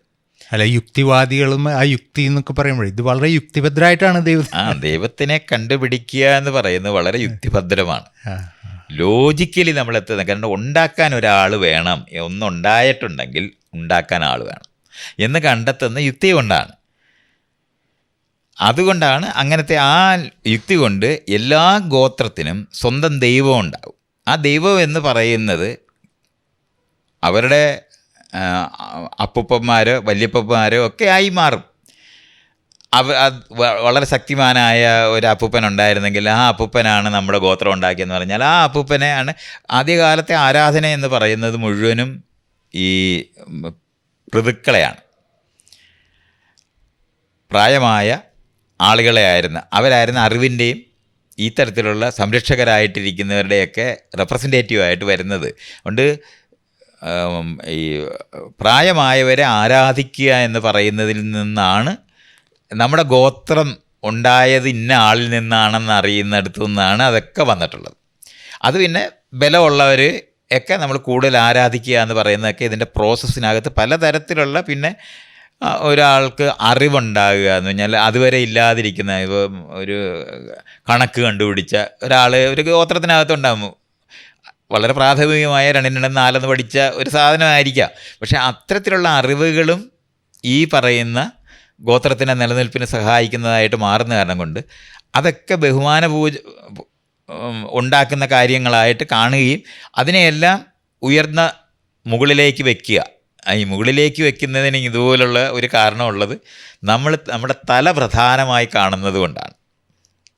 നമ്മുടെ ശരീരത്തിൻ്റെ ഇതനുസരിച്ചിട്ടാണ് നമ്മുടെ മൂല്യബോധം വന്നിട്ടുള്ളത്. തല മുകളിലാണ്, അപ്പോൾ പ്രധാനപ്പെട്ടത് മുകളിലാണ് ഇരിക്കുന്നതെന്നും ബാക്കിയെല്ലാം താഴോട്ടാണെന്ന് നമ്മൾ കാണുന്ന ഒരു സാധനമുണ്ട്. അതുകൊണ്ടാണ് നമുക്ക് മൂല്യമുള്ളത് മുകളിൽ വയ്ക്കുന്നത്. 1 എന്നുള്ളത് മുകളിൽ വയ്ക്കും, 2 താഴോട്ട് ഇങ്ങനെ വയ്ക്കുന്നത് നമ്പറിൻ്റെ വലിപ്പം കൊണ്ടല്ല. മുകൾ എന്ന് പറയുന്നത് ശരീരത്തിൻ്റെ ഘടന, നമ്മുടെ ശരീരത്തിൻ്റെ ഘടനയിലാണ് ഈ മൂല്യബോധം രൂപപ്പെടുന്നതിനുള്ള കാരണമായി മാറുന്നത്. അപ്പോൾ ശരീരത്തിൻ്റെ ഭാഗം ഇപ്പോൾ തല പ്രധാനമായിരിക്കണു, കാല് മോശപ്പെട്ട ഒരു സംഭവം, ഏറ്റവും കീഴിലുള്ള കാല് മോശപ്പെട്ട അല്ല കാലുകൊണ്ട് ചെയ്യുന്നത്, അങ്ങനെയുള്ള ഒരു ക്രൈറ്റീരിയ. അതാണ് ശരിക്കും പറഞ്ഞാൽ നമ്മൾ ഈ തരത്തിൽ ഹെറാർക്കി എന്ന് നമ്മൾ പറയുന്നതിന് പ്രധാനപ്പെട്ടത് മുകളിലാണ് എന്ന് വിചാരിക്കുന്ന രീതി തന്നെ മനുഷ്യ ചിന്തയിൽ രൂപപ്പെടുന്നതിന് ഈ നമ്മുടെ ശരീരഘടന തന്നെയായിരുന്നു അടിസ്ഥാനപരമായിട്ട് വന്നിട്ടുള്ളത്. അപ്പോൾ ഇതെല്ലാം ഈ മൂല്യബോധങ്ങൾ എങ്ങനെയാണ് ഇങ്ങനെ രൂപപ്പെടുന്നതെന്നുള്ളതിന് ഉള്ള ഉത്തരങ്ങളാണ് ഇതൊക്കെ. അപ്പോൾ ഈ ഒരു ഗോത്രത്തിനൊരു ദൈവം ഉണ്ടെങ്കിൽ ആ ദൈവമാണ് നമ്മളെ സൃഷ്ടിച്ചതെന്നും അങ്ങനെ കുലദൈവങ്ങൾ ഉള്ള ഗോത്രങ്ങളെ ലോകത്തുള്ളൂ. നമ്മൾ എവിടെയും പരിശോധിച്ച് നോക്കിയാൽ കാണാൻ പറ്റും കുലദൈവങ്ങൾ. അപ്പോൾ അതുപോലെ തന്നെ നമ്മൾ ആ ഗോത്രത്തിനൊരു അതിരിനെ പറ്റി നമ്മൾ പറയുന്നത് ആ ഗോത്രത്തിനകത്തുള്ളവരെല്ലാവരും ടൈറ്റ് നിറ്റായിട്ട് രക്തബന്ധത്തിലുള്ളവരായിട്ട് തന്നെ നിൽക്കണമെന്നുള്ള അവർ തമ്മിലുള്ള ഐക്യവും കാര്യങ്ങളെപ്പറ്റി എല്ലാം പഠിപ്പിക്കുകയൊക്കെ ചെയ്യുന്ന സമയത്ത് ഇതിനകത്തു നിന്നാണ് നമ്മൾക്ക് ഈ പറയുന്ന ഗോത്രത്തിൻ്റെ അതിരുകളും ആ പലതരത്തിലുള്ള ഗോത്രങ്ങൾ ഒന്നിച്ച് ജീവിക്കാൻ നിർബന്ധിക്കപ്പെടുന്ന സമൂഹം വന്നപ്പോഴത്തേനാണ് തട്ട് സമൂഹം രൂപപ്പെട്ടതും അതിൻ്റെ യുക്തികളും നമ്മൾ മനസ്സിലാക്കണമെന്നുണ്ടെങ്കിൽ ഈ സ്ഥലത്ത് പരിശോധിച്ചാലേ പറ്റുള്ളൂ. ഇതിൽ ഇപ്പോഴും ചില ഒരുപാട് സമൂഹങ്ങളിൽ ഈ പിതൃക്കളെ ആരാധിക്കുക എന്നുള്ള സംഭവം ഇപ്പോഴും വളരെ നമ്മുടെ ഏറ്റവും വലിയ ഒരു സംഭവം എന്ന് പറയുന്നത് ലോകത്ത് നമ്മളിപ്പോൾ 50,000 വർഷം അല്ലെങ്കിൽ 1,00,000 വർഷം മുമ്പ് മനുഷ്യരുടെ ഇടയിൽ നടന്നതെന്ന് പറയുന്നതെല്ലാം ഇന്നും ലോകത്ത് നടന്നുകൊണ്ടിരിക്കുന്നതാണ് നമുക്ക് കാണാൻ പറ്റും. അതുകൊണ്ട് ഇതിന് പരിശോധിക്കാനായിട്ട് ഇപ്പം നമ്മളിങ്ങനെ ഇരുന്ന് കഥ പറയുന്നത് പോലെ നമ്മളുണ്ടാക്കിയ കഥ പോലെ മാത്രമായിട്ട് ഇതിനെ കാണേണ്ട കാര്യമൊന്നുമില്ല. ആർക്കും വേണേൽ പോയിട്ടും ഈ ഹണ്ടിങ് ഗ്യാതറിങ് ആയിട്ട് കഴിയുന്ന മനുഷ്യർ ഇന്ന് ലോകത്ത് ഇപ്പോഴും ഉണ്ട്. അല്ല അങ്ങനെ മാത്രമല്ല ഞാൻ പറഞ്ഞത്, ഇപ്പോൾ ഈ വികസിച്ച സമൂഹങ്ങളിൽ തന്നെ ചില വിഭാഗങ്ങളുടെ ഇടയിൽ, പ്രത്യേകിച്ച് ഈ ഓർഗനൈസ്ഡ് റിലീജിയൻ അല്ലാത്ത ഇടങ്ങളിൽ ഈ അവനവൻ്റെ കാരണന്മാരെ പൂജിക്കുക, അവരെ അതുകൊണ്ടാണ് അത് അങ്ങനെ തന്നെയാണ് എന്നുള്ളത് നമുക്ക് കാണാൻ പറ്റും. നമുക്ക് ഇപ്പോഴും ഞാൻ പറയുന്നത്, നമുക്ക് പണ്ട് കാർമാസ് പഠിപ്പിക്കുന്ന സമയത്ത് ഈ ഘട്ടം ഘട്ടമായി സമൂഹം രൂപപ്പെട്ടു എന്ന് പഠിപ്പിക്കുന്ന വഴി ആ ഘട്ടം കഴിഞ്ഞുപോയി എന്നായിരുന്നു വിചാരിച്ചിരുന്നത്. അങ്ങനെയല്ല അത് കാണുന്നത്, ഒരുമിച്ച് മുന്നേറല്ല. അങ്ങനെ അത് ലോകം മുഴുവനും കൂടെ ഒരു ഘട്ടത്തിൽ ഇരിക്കുന്നില്ല. അപ്പോൾ അത് കാരണം കൊണ്ട് തന്നെ നമുക്കത് മനസ്സിലാക്കേണ്ടതുണ്ട്. എല്ലാ ഘട്ടങ്ങളും കലർന്ന് നിൽക്കുന്ന സമൂഹങ്ങളാണ് ലോകം മുഴുവനുള്ളത്. പക്ഷേ ഈ തട്ടുതട്ടായി രൂപപ്പെടുന്നു. ഇപ്പം നമ്മൾ ഈ ജാതി എങ്ങനെ രൂപപ്പെട്ടു എന്നുള്ളതൊക്കെ ഇന്നും വലിയ ജാതി രൂപപ്പെടുന്നതിനെ ഈ മേഖലയിലാണ് അത് നമ്മൾ മനസ്സിലാക്കേണ്ടത്. എന്ന് പറഞ്ഞാൽ ഒരു തട്ട് സമൂഹത്തിനകത്തെ നിങ്ങൾ ചെയ്യേണ്ട പ്രവൃത്തി ഇന്നതാണ് എന്ന് നിർണയിച്ച് അവർക്ക് കൊടുക്കുന്നത് വഴിയാണ് അവരുടെ ജാതിയും കുലത്തൊഴിലും. കുലത്തൊഴിലിൽ നിന്നാണ് ജാതി നിർണയിക്കപ്പെടുന്നത്. ജാതിയുടെ ബോധം എന്ന് പറയുന്ന ഗോത്രക്കൂറാണ്. എല്ലാ ഗോത്രവും അവർ സ്പെഷ്യലാണെന്ന് വിചാരിക്കുകയും അതിലവർ ഉറച്ചു നിൽക്കുകയും ചെയ്യുന്നത് ആരും പഠിപ്പിക്കാം. ഗോത്രത്തോടുള്ള സ്വാഭാവികമാണ്. അതുകൊണ്ട് ഒരു ഗ്രൂപ്പ് ബോധത്തിലേ അത് നിൽക്കൂ. ആ ഗ്രൂപ്പിനെ പക്ഷെ ഏത് തട്ടിലെവിടെയാണ് എന്ന് നിങ്ങൾ കണ്ടെത്തുന്ന പഠിപ്പിച്ചതാണ്. അതുകൊണ്ട് നമ്മളിപ്പോൾ ജാതി ബോധം എന്ന് പറയുന്നത് ഗോത്രബോധം തന്നെയാണ്. ഗോത്രബോധം തന്നെ. പക്ഷെ അവർ ചെയ്യേണ്ട പ്രവൃത്തി എന്താണ്, ആ പ്രവൃത്തിയോട് ബന്ധപ്പെട്ട് അവരെവിടെ നിൽക്കണമെന്ന് പഠിപ്പിച്ചേ പറ്റും. അത് ഈ പറയുന്ന കാർഷിക സമൂഹത്തിനകത്തെ തട്ട് സമൂഹത്തിനകത്തൂടെ പഠിപ്പിക്കപ്പെട്ടതാണ് നമുക്ക്. അത് ഈ രണ്ട് പഠിപ്പിക്കുക എന്ന് പറഞ്ഞു കഴിഞ്ഞാൽ തൊഴിലല്ല പഠിപ്പിക്കണം. അല്ലല്ല, തൊഴിലെങ്ങനെയാണ് രൂപപ്പെട്ടതെന്നുള്ള കാര്യം ഇതുപോലെ പഠിക്കേണ്ടതാണ്. ഇപ്പം തോട്ടിൻ്റെ കരയിൽ കഴിയുന്ന മനുഷ്യർ, ഒരു പ്രദേശത്ത് കഴിയുന്ന മനുഷ്യർ, അങ്ങനെയാണ് അത് മനസ്സിലാക്കേണ്ടത്. അവർ പല കാര്യത്തിനകത്ത് അവരുടെ അന്നം കണ്ടെത്തുന്ന രീതി. ഇപ്പോൾ തോട്ടിൻ്റെ കരയിൽ ആണെന്നുണ്ടെങ്കിൽ തോട്ടിൽ നിന്ന് മീനെ പിടിക്കാൻ പഠിക്കും, കടലിലാണെങ്കിൽ കടലിൽ നിന്ന് മീനെ പിടിക്കാൻ പഠിക്കും. കാട്ടിലാണെന്നുണ്ടെങ്കിൽ തേനെടുക്കുന്നത് എങ്ങനെയാണെന്ന് പഠിക്കുന്നുണ്ടാവും, മരത്തെ കയറാൻ പഠിക്കുന്നുണ്ടാവും. അത് ഏത് ജീവിയും അത് സാഹചര്യത്തിന് പ്രദേശത്തിന് അത് സ്കില്ലുകൾ രൂപപ്പെടും. കുരങ്ങ് മരത്തെ കയറാനായിട്ട് അതെൻ്റെ തൊഴിലല്ല. അതുപോലെ തന്നെയാണ് ജീവിക്കാനുള്ള സ്കില്ലുകളെന്ന് പറയുന്നത് ആളുകളെ പിടിച്ചു കൊണ്ടുവന്ന് ഒരു സമൂഹ നിർമ്മാണത്തിനകത്തേക്ക് കൊണ്ടുവരുമ്പോൾ ഇവരുടെ സ്കില്ല് ഇവരുടെ തൊഴിലായി മാറുന്നത് അപ്പോഴാണ്. അത് തന്നെ ചെയ്താൽ അപ്പോഴാണ് നിങ്ങൾ മീനെ പിടിച്ചാൽ മതി എന്ന് പറയും. അല്ലാതെ അവർക്ക് മീനെ പിടിച്ചുകൊണ്ടിരിക്കുന്നവർക്ക് വെള്ളം അവിടുത്തെ നദി അവിടെ നിന്ന് വറ്റിപ്പോവുകയോ അല്ലെങ്കിൽ മീനില്ലാതായി പോയോ അവർ വേറെ തെങ്ങ കയറാൻ പഠിക്കുന്നവരായിട്ട് മാറേണ്ടി വരും. അല്ലെന്നുണ്ടെങ്കിൽ മലയിൽ പോയിട്ട് തേനെടുക്കുന്നവരായിട്ട് മാറുക. അങ്ങനെ പലതരത്തിലെ സ്കില്ലുകൾ ഡെവലപ്പ് ചെയ്ത് അവർ മാറിപ്പോവും. പക്ഷേ ഈ തട്ട് സമൂഹത്തിനകത്ത് ഈ പിടിച്ചുകൊണ്ട് വരുന്ന സമയത്ത് ആ സമയത്ത് ഇവരിലുണ്ടായിരിക്കുന്ന സ്കില്ലാണ് അവരുടെ തൊഴിലായി മാറുന്നത്. ഇത് ഈ ഒരു പ്രോസസ്സ്, അതായത് ഈ ജാതി അല്ലെങ്കിൽ തൊഴിലനുസരിച്ച് വിഭാഗങ്ങളെ നിർണ്ണയിക്കൽ അല്ലെങ്കിൽ അവരുടെ ശ്രേണി, ഇത് ഇന്ത്യയിൽ മാത്രമല്ല ലോകം മൊത്തം, ലോകം മുഴുവൻ. ഇത് നമ്മൾ ഇന്ത്യയിൽ പറയുന്നത് മാറാതിരിക്കുന്ന ജാതി സമ്പ്രദായം എന്ന് പറയുന്നത്, ജാതി സമ്പ്രദായം എല്ലായിടവും ഉണ്ട്. ഈ രൂപത്തിലല്ല അതിന് അതാത് പ്രദേശത്തെ വേരിയേഷൻ അനുസരിച്ചാണ്. ഇപ്പം നമ്മൾ ഇംഗ്ലീഷുകാരുടെ പേരെടുത്താൽ ഗോൾഡ് സ്മിത്ത് ഇല്ലേ, ബ്ലാക്ക് സ്മിത്ത് ഇല്ലേ, ഈ പേരെങ്ങനെ വന്ന് അവരുടെ അവർ ചെയ്ത പ്രവൃത്തിയോട് ബന്ധപ്പെട്ട പേരുകളല്ലേ വരുന്നത്. അതൊക്കെ ഇല്ലാതിരുന്ന ഒരു സമൂഹവും ഇല്ല. അത് നമ്മളിപ്പോൾ ഈജിപ്തിലെ ഫറവോമാരുടെ ആ സമയത്ത് അവിടെ ജോലി ചെയ്തിരുന്നവരും അടിമകളായിരിക്കുന്നവരും ഒക്കെ അവിടെ തന്നെ ഉണ്ട്. ഗ്രീസിനകത്ത് നമ്മൾ ഗ്രീസിലെ രേഖകളെല്ലാം നമ്മൾ പഠിക്കുമ്പോഴും അവിടെ നമുക്ക് അവരുടെ വിശദീകരണത്തിനകത്ത് പോലും അടിമകളവിടെ നടക്കുന്നത് കാണാൻ പറ്റും.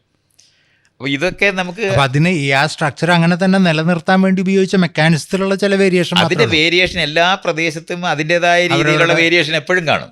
അത് നമ്മൾ കൃഷി വ്യത്യസ്തമായ സാധനങ്ങൾ കൊണ്ട് കൃഷി ചെയ്യുന്നു എന്ന് പറയുന്നത് പോലുള്ള വ്യത്യാസങ്ങൾ.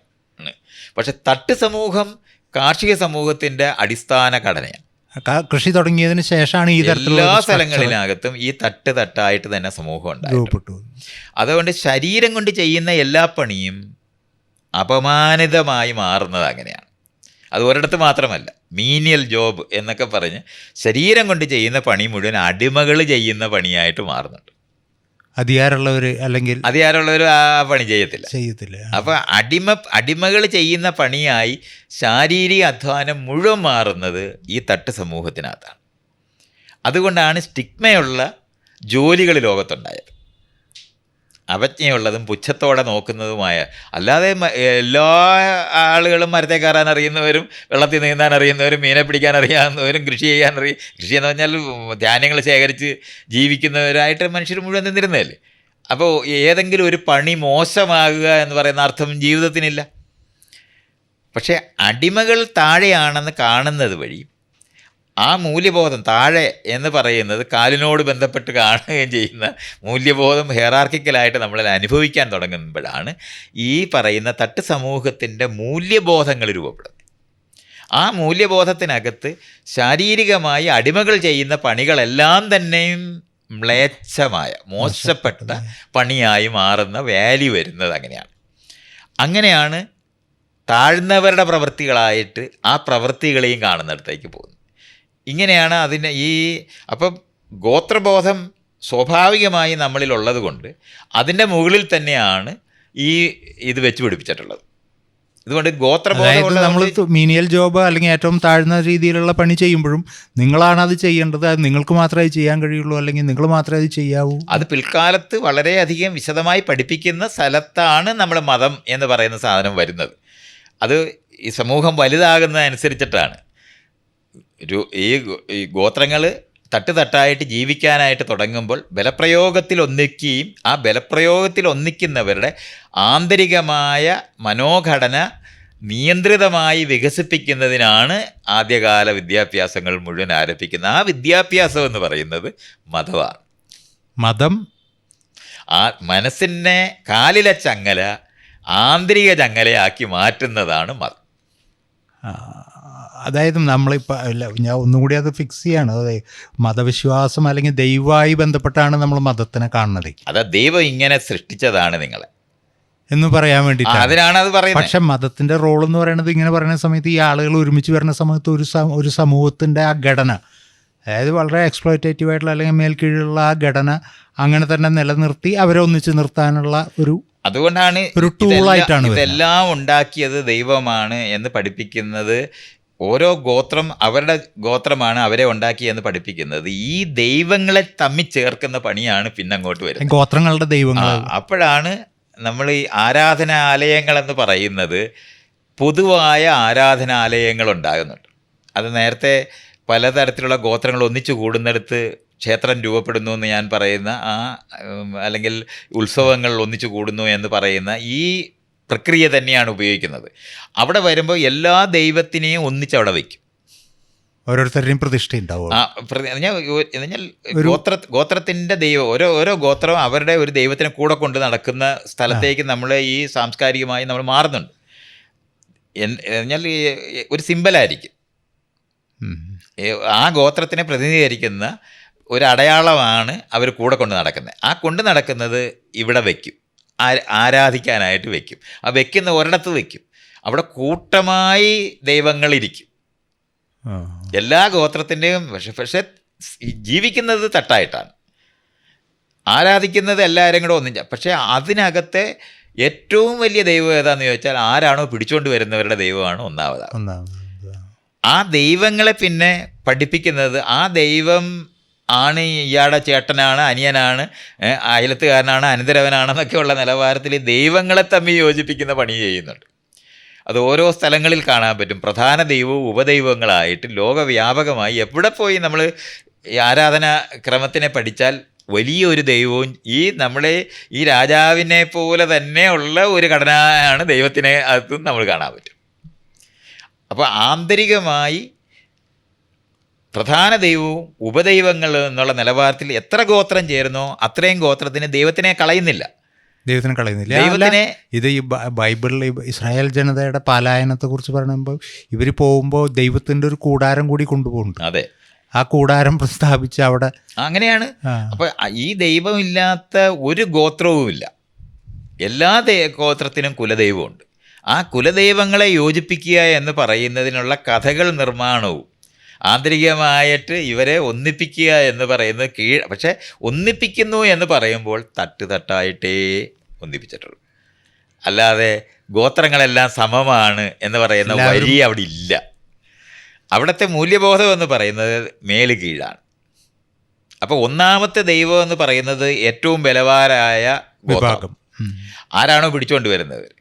പിടിച്ചുകൊണ്ട് വന്നവർ രണ്ടാമത്തെ വരും അവിടെ തന്നെ കുഞ്ഞുങ്ങളെ ഉണ്ടാക്കി ജീവിക്കാൻ തുടങ്ങുന്നിടത്തേക്ക് അടിമകളായിരിക്കുന്നവരെ മുഴുവനും കൂടെ ആയിട്ട് പിടിച്ചുകൊണ്ട് വരുമ്പോൾ പെണ്ണും ചെറുക്കനുമാർ അത് ഗോത്രങ്ങൾ അവരും വലുതാവും. അപ്പോൾ 2 തട്ടാവും. മൂന്നാമതൊരു തട്ട് വരുന്ന സമയത്ത് അവർ ഇതുപോലെ വളരും. അങ്ങനെയാണ് സമൂഹം വലുതായി മാറിക്കൊണ്ടിരുന്നത്.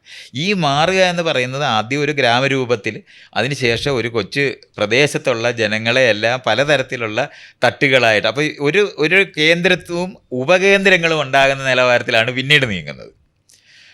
അത് ഇങ്ങനെ അപ്പോൾ എല്ലായിടത്തും നിയന്ത്രണത്തിന് നേരത്തെ പറഞ്ഞ ഹെറാർക്കിക്കലായിട്ടുള്ള യുക്തികളാണ് ഉപയോഗിച്ചിട്ടുള്ളത്. കൂടുതൽ തട്ടുതട്ടായിട്ടുള്ള സമൂഹം കൂടുതൽ വലുതായി വരുന്ന സമയത്ത് ഉണ്ടാകുന്ന കോൺഫ്ലിക്റ്റുകൾ, ആ കോൺഫ്ലിക്റ്റുകളെ അഡ്രസ്സ് ചെയ്യുന്നതിൻ്റെ ഭാഗമായിട്ട് ഇൻട്രൊഡ്യൂസ് ചെയ്യപ്പെട്ട ഒരു സംഭവമാണ് മതം.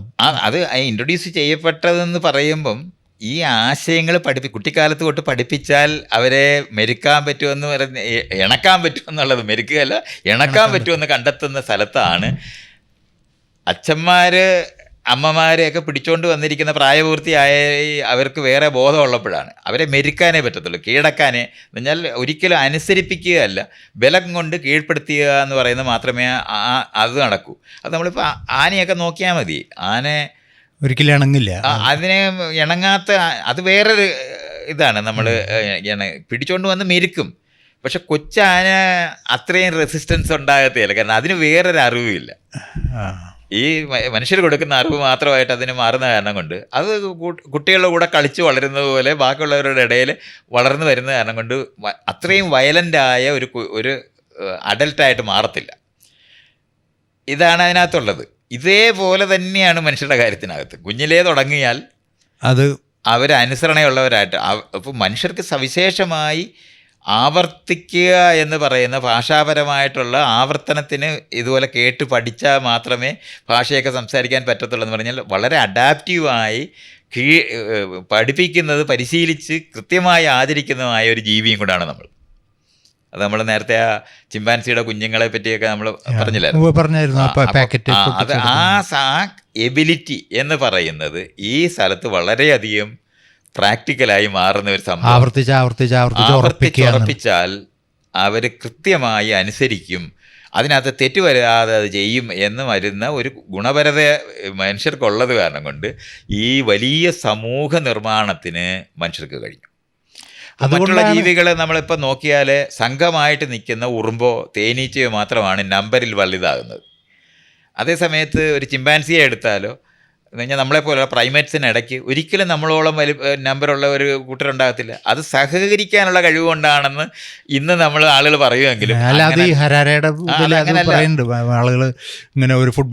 അതങ്ങനെ സഹകരിക്കുന്നതല്ല, തട്ട് സമൂഹത്തിനകത്തൂടാണ് ആ സഹകരണം ഉണ്ടാക്കിയത്. വളരെ നിർബന്ധപൂർവ്വം. കഴിഞ്ഞിട്ട് ഇപ്പം നമ്മൾ ഹരാര പറയുന്ന സ്റ്റേഡിയം എന്ന് പറയുന്നത് ഇൻഡസ്ട്രിയൽ റെവല്യൂഷന് ശേഷമുള്ള കാര്യമാണ്. അതൊക്കെ നമ്മൾ അങ്ങനെ മനസ്സിലാക്കണം. അതിന് മുമ്പെങ്ങും ഒരിക്കലും അങ്ങനത്തെ ഇല്ല. അവരെല്ലാവരും അന്ന് തട്ട് സമൂഹത്തിന്, ഇപ്പം നമ്മൾ റോമൻ കാഴ്ചക്കാരായിട്ടിരിക്കുന്ന അവിടുത്തെ സാമാന്യ ജനങ്ങളല്ല, അവിടെ ഉയർന്ന വിഭാഗത്തിലുള്ളവർ തന്നെയാണ് അവിടെ എല്ലാം ഇരുന്നിട്ടുള്ളത്. ഇവർ തമ്മിൽ അടിക്കുകയും ഗുസി പിടിക്കുകയും ഒക്കെ ചെയ്യുന്ന കാണാനായിട്ടിരുന്നത് അനുവദിക്കപ്പെട്ട വിഭാഗം മാത്രവും മേൽത്തട്ടിലുള്ളവർ മാത്രമേ അവിടെ കാഴ്ചക്കാരായിട്ടുള്ളത്. അല്ല ജനസാമാന്യമല്ല അന്ന് കണ്ടോണ്ടിരുന്നത്. ഇതൊക്കെ നമ്മൾ ഇങ്ങനെ പറയുന്ന സമയത്ത് മതങ്ങൾ വെക്കുന്ന ദൈവത്തിന് എപ്പോഴും പുകഴ്ചയും ആരാധനയും സ്തുതി, മനുഷ്യനിർമ്മിതമായ മനുഷ്യരുടെ രൂപത്തിലാണ് ദൈവത്തിനെ ഉണ്ടാക്കിയത്. നമ്മൾ ബൈബിളിനകത്ത് ദൈവത്തിൻ്റെ രൂപത്തിൽ ദൈവം മനുഷ്യരെ ഉണ്ടാക്കിയെന്ന് പഠിപ്പിക്കുന്നതിന് തിരിച്ച് നമ്മൾ മനസ്സിലാക്കേണ്ടത് നമ്മുടെ ഷേപ്പ്, നമ്മുടെ രൂപമാണ് ഏറ്റവും കൂടുതലുള്ളത്. ആദ്യം പേടിക്കുന്ന കുറച്ച് സാധനങ്ങളും അതിനകത്തുണ്ടാവും. അതുകൊണ്ടാണ് പാമ്പൊക്കെ വരുന്നത്. പക്ഷേ അതിനുശേഷം മനുഷ്യരൂപത്തിൽ തന്നെയാണ് ദൈവത്തിനെ സങ്കല്പിക്കത്തുള്ളൂ. അല്ല, ഇതൊരു വളരെ പ്രത്യേകം മനസ്സിലാക്കേണ്ട ഒരു കാര്യം എന്നുള്ളത് നൽകിയാൽ വേണം. മറ്റത് പാമ്പിനെയൊക്കെ ആരാധിക്കുന്നത് നമ്മളുടെ ഒരു വിശ്വാസത്തിൻ്റെ പേടിയുടെ പേരിലാണ്. ഇതിപ്പോൾ മതത്തിൻ്റെ കാര്യം എന്ന് പറഞ്ഞു കഴിഞ്ഞാൽ അതിലെ ആരാധനക്രമങ്ങൾ, അതിൽ കൊണ്ടുവരുന്ന മൂല്യങ്ങൾ എന്ന് വെച്ച് കഴിഞ്ഞാൽ ശരിക്കും പറഞ്ഞാൽ ദൈവം എന്ന് പറയുന്നത് രാജാവ് തന്നെയാണ്. രാജാവിൻ്റെ ഒരു ആദ്യം ദൈവം എന്ന് പറയുന്നത് നമ്മുടെ ആൻസിസ്റ്റേഴ്സ് എന്ന് പറഞ്ഞ പിതൃക്കളാണ്. അത് വിശ്വാസമായി ബന്ധപ്പെട്ട അത് തുടക്കത്തിലെ പിതൃക്കളെയാണ്.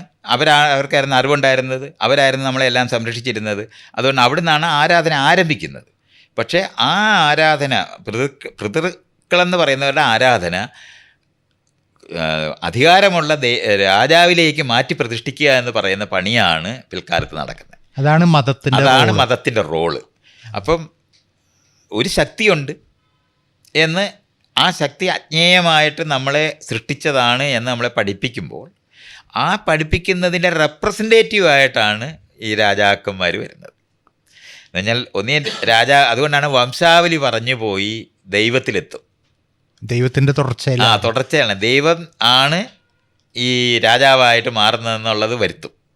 ഇപ്പോൾ നമ്മുടെ നാട്ടിലൊക്കെ തന്നെ രാജാവ്, ഇപ്പോൾ രാമനും രാജാവാണ്, കൃഷ്ണനും രാജാവാണ്, രാജാക്കന്മാരാണ്.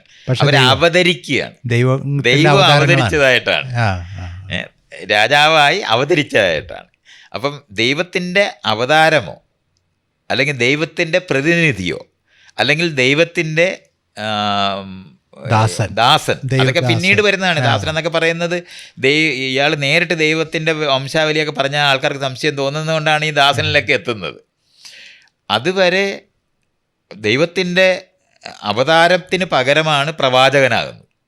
നേരിട്ട് കണക്ഷൻ ഉണ്ടാകണം, എന്നാലേ പ്രവാചകനാകാനൊക്കത്തുള്ളൂ. അപ്പം നേരിട്ട് കണക്ഷൻ അവർക്ക് മാത്രമേ ഉള്ളൂ, മറ്റുള്ളവർക്ക് ഇല്ല. അപ്പോൾ അങ്ങനത്തെ പ്രവാചകത്വവും അവതാരവും പ്രതിനിധിയൊക്കെ ആയിട്ടാണ് രാജാവിനെ പ്ലേസ് ചെയ്ത് കഴിഞ്ഞാൽ ഈ കാണുന്ന പലതരത്തിലുള്ള ഓരോ ഗോത്രത്തിൻ്റെയും ദൈവത്തിനെ തമ്മിൽ ചേർത്ത് പല കഥകളിലൂടെ പഠിപ്പിക്കും. എങ്ങനെയാണ് ഈ പ്രധാന ദൈവം പലതരത്തിൽ പലയിടത്ത് യാത്ര ചെയ്ത് ഇങ്ങനെയൊക്കെയുള്ള ദൈവങ്ങളായിട്ട് ബന്ധമുണ്ടാക്കിയ കഥകളും കാര്യങ്ങളും എല്ലാം ഈ പഠിപ്പിക്കുക എന്ന് പറയുന്നതാണ് നമ്മൾ ഈ പറയുന്ന ഗുരുകുലത്തിനകത്ത്, സെമിനാരികളിനകത്ത്. അതായത് ഈ രാജ്യം വലുതാവുന്നതിനനുസരിച്ച് പല തട്ടുകളുള്ള സമൂഹം, പല വിശ്വാസങ്ങൾ, ഇതിൻ്റെ ന്യായങ്ങൾ മുഴുവൻ അവരെ ഒരുമിച്ച് നിർത്താൻ വേണ്ടി ഉള്ള ന്യായങ്ങളാണ് പഠിപ്പിക്കുന്നത്. അങ്ങനെ ആന്തരികമായ കാലയിൽ കടന്ന ചങ്ങലകൾ ആന്തരിക ചങ്ങലയാക്കി വളരെ കൃത്യമായിട്ട് എങ്ങനെ പെരുമാറണം, അത് അപ്പോഴാണ് ഈ അനുസരണയും അച്ചടക്കവും എന്ന് പറയുന്നത് ഏറ്റവും വലിയ പ്രാധാന്യമുള്ള മൂല്യമായിട്ട് മാറുന്നത്. ആരോടാണ് നിൻ്റെ കൂറ് എന്നുള്ളതാണ് ചോദ്യം. അവൻ്റെ ഗോത്രത്തിനോടാണോ, രാജാവായിരിക്കുന്ന എന്നോടാണോ എന്നുള്ളതായിരിക്കും പരിശോധിക്കപ്പെടുന്നത്. കൂറ് ആരോടാണ് എന്ന് പ്രഖ്യാപിക്കുന്നത്, എൻ്റെ മകനെയും കൊന്ന് ഞാൻ നിന്നോട് കൂറുള്ളവനായിരിക്കും എന്ന് പ്രഖ്യാപിക്കുന്നവരെയാണ് ആദരിക്കുന്നത്. അതാണ് അടുത്ത സാധനം എന്ന് പറയുന്നത്. ആദരിക്കുക എന്ന് പറയുന്ന ഒരു വലിയ സിസ്റ്റം ഉണ്ടാക്കുന്നതാണ് പിന്നെ ഈ തട്ട് സമൂഹത്തിൻ്റെ ന്യായമായി വളരെ ഈ കൂറ് ഇങ്ങനെ ഷിഫ്റ്റ് ചെയ്യുന്നതിൻ്റെ ഒരു പ്രോസസ്സാണ് ഞാൻ പറയുന്നത്. അപ്പം ആദ്യം ഒരു ഗോത്രത്തിലെ നിന്ന് പിടിച്ചുകൊണ്ട് വരുമ്പോൾ അവൻ്റെ യജമാനോട് കൂറുണ്ടായി വരിക, ആ ഗോത്രത്തിൻ്റെ കൂറ് യജമാനിലേക്ക് മാറുക. അത് യജമാനനിലേക്ക് മാറുക എന്ന് പറയുന്നത് ആദ്യം മെരുക്കലിനകത്ത് പാടാണ്. അതുകൊണ്ടാണ് കുഞ്ഞിലെ തുടങ്ങിയാലേ രക്ഷയുള്ളൂ എന്ന് കണ്ടെത്തുന്നിടത്താണ് പിന്നീട് യജമാനൻ എന്നുള്ളത് പിന്നീട് ഈ രാജാവിലേക്ക്, അതാ യജമാനൻ രാജാവാണ്, യജമാനാണ് രാജാവായി മാറുന്നത്. അത് നമ്മൾ നേരത്തെ പറഞ്ഞില്ലേ, ആയുധം പരിശീലിച്ച് ആരാണോ മറ്റുള്ളവരെ ചെറുക്കുകയും അക്രമത്തിനെ ചെറുക്കുകയും ചെയ്തത്, അല്ലെങ്കിൽ ആക്രമിക്കാൻ പോയി റെയ്ഡ് ചെയ്ത് പിടിച്ചുകൊണ്ട് വരുന്നവരായിരിക്കുന്നവരാണ് അതിനകത്തു നിന്നാണ് ഈ രാജനിർമ്മാണം ഉണ്ടായത്. അവരുടെ കൺസൾട്ടൻ്റായിട്ടാണ് പിന്നെ പ്രായമായവർ മാറുന്നത്. പണ്ട് അങ്ങനെയല്ലായിരുന്നു, പ്രായമായവരായിരുന്നു യഥാർത്ഥത്തിൽ ഗോത്രത്തിനകത്ത്. അത് സ്ത്രീയും ആകാം പുരുഷനും ആകാമായിരുന്നു. പക്ഷെ അതിന് പകരം ശാരീരിക ബലമും ആയുധത്തിനകത്തെ സ്കില്ലും ഉണ്ടായ ആൾക്കാരാണ് രാജാവായി മാറുന്നത്. മറ്റൊരു അഡ്വൈസറി റോള് എല്ലാ സ്ഥലത്തും നമുക്ക് നോക്കാൻ പറ്റും. പ്രായമായവർ അല്ലെന്നുണ്ടെങ്കിൽ ദൈവവുമായി അവർക്കായിരുന്നു കണക്ഷൻ ഉണ്ടായിരുന്നെന്ന് പറയുന്നത് എല്ലാം ഈ പറയുന്ന പ്രായമായവരുടെ കൺസൾട്ട് ചെയ്തിട്ടായിരുന്നു ഇവർ ചെയ്യുന്നത്. ആദ്യം ഇവർ ഈ ബലമുള്ളവരുടെ അടുത്ത് കൺസൾട്ട് ചെയ്യാൻ തുടങ്ങി. അത് കഴിഞ്ഞിട്ട് ബലം അങ്ങോട്ടങ്ങ് ഷിഫ്റ്റ് ചെയ്യുക ചെയ്യുന്നത്. ഭയങ്കര ഒരു ഷിഫ്റ്റാണത്. പ്രായമായ അവരായിരുന്നു ദൈവവുമായിട്ട് കണക്ഷനൊക്കെ ഉണ്ടായിരുന്നവർ. ആ അറിവുള്ള ആൾക്കാർ ബലമുള്ളവരുമായി കൺസൾട്ട് ചെയ്യുന്നവരായിട്ട് മാറുകയാണ്. മറ്റേ അതുവരെ അങ്ങനെയല്ലായിരുന്നു. എന്തെങ്കിലും കൺസൾട്ടേഷൻ നടക്കുന്നത് ഒരു കൂട്ടർ അവിടുത്തെ ഏറ്റവും പ്രായമായവരോട് കൺസൾട്ട് ചെയ്യുക എന്നുള്ളതായിരുന്നു. പ്രായമായവരുടെ വാക്കുകൾ അവസാനത്തെ വാക്കായിരുന്നു. അവരായിരുന്നു ദൈവത്തിനോട് അടുത്ത് നിന്നിരുന്നവർ. ആ നിന്നിരുന്ന ദൈവത്തിന് പകരം ബലമുള്ളവരിലേക്ക് ഈ അധികാര കൈമാറ്റം വരുന്ന സമയത്ത് ഈ പ്രായമായവരുടെ റോള് ഈ അധികാരമുള്ള ബലമുള്ളവരുടെ ഉപദേശക കമ്മിറ്റിയിലേക്ക് മാറുക എന്നുള്ളതാണ്. ചുരുങ്ങി വന്നു ഈ പ്രോസസ്സ് ഇങ്ങനെ കാണാം. അതായത് സ്ത്രീകളുടെ സ്വയം നിർണായിക അല്ലെങ്കിൽ അവരുടെ ഒരു ഫ്രീഡം റെസ്ട്രിക്റ്റ് ചെയ്യപ്പെടും. കുറഞ്ഞു വരുന്നതിനനുസരിച്ച് പുരുഷന്മാരുടെ ബലം കൂടി വരുന്നു, അല്ലെങ്കിൽ പുരുഷന്മാരുടെ സാങ്കത്യം അല്ലെങ്കിൽ പ്രാധാന്യം കൂടി വരുന്നു. അവരുടെ തമ്മിലുള്ള മത്സരത്തിൻ്റെ ആവശ്യമില്ലാതെയായി വരുന്നു. അതോടൊപ്പം തന്നെ ഈ പ്രായമായവർ അവരുടെ ആ റോളിൽ നിന്ന് മാറി സൈഡ് ലൈൻ റോളില് ഉപദേശക കമ്മിറ്റി.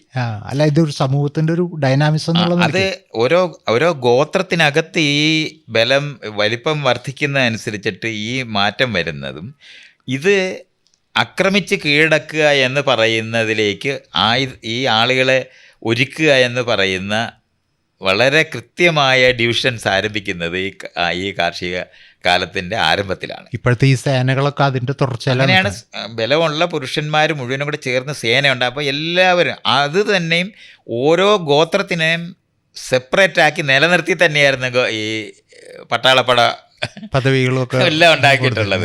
അത് നമ്മൾക്ക് ഇപ്പോഴും നമുക്ക് കാണാം. ഗൂർഖ റെജിമെൻ്റ് എന്നും സിഖ് റെജിമെൻ്റ് എന്നൊക്കെ പറഞ്ഞാൽ ഈ അങ്ങനെ തന്നെയാണ് ആദ്യകാലത്ത് തന്നെ രൂപപ്പെടുന്നത്. ഓരോ വിഭാഗത്തിൻ്റെ പടയാണ് ഉണ്ടാകുന്നത്.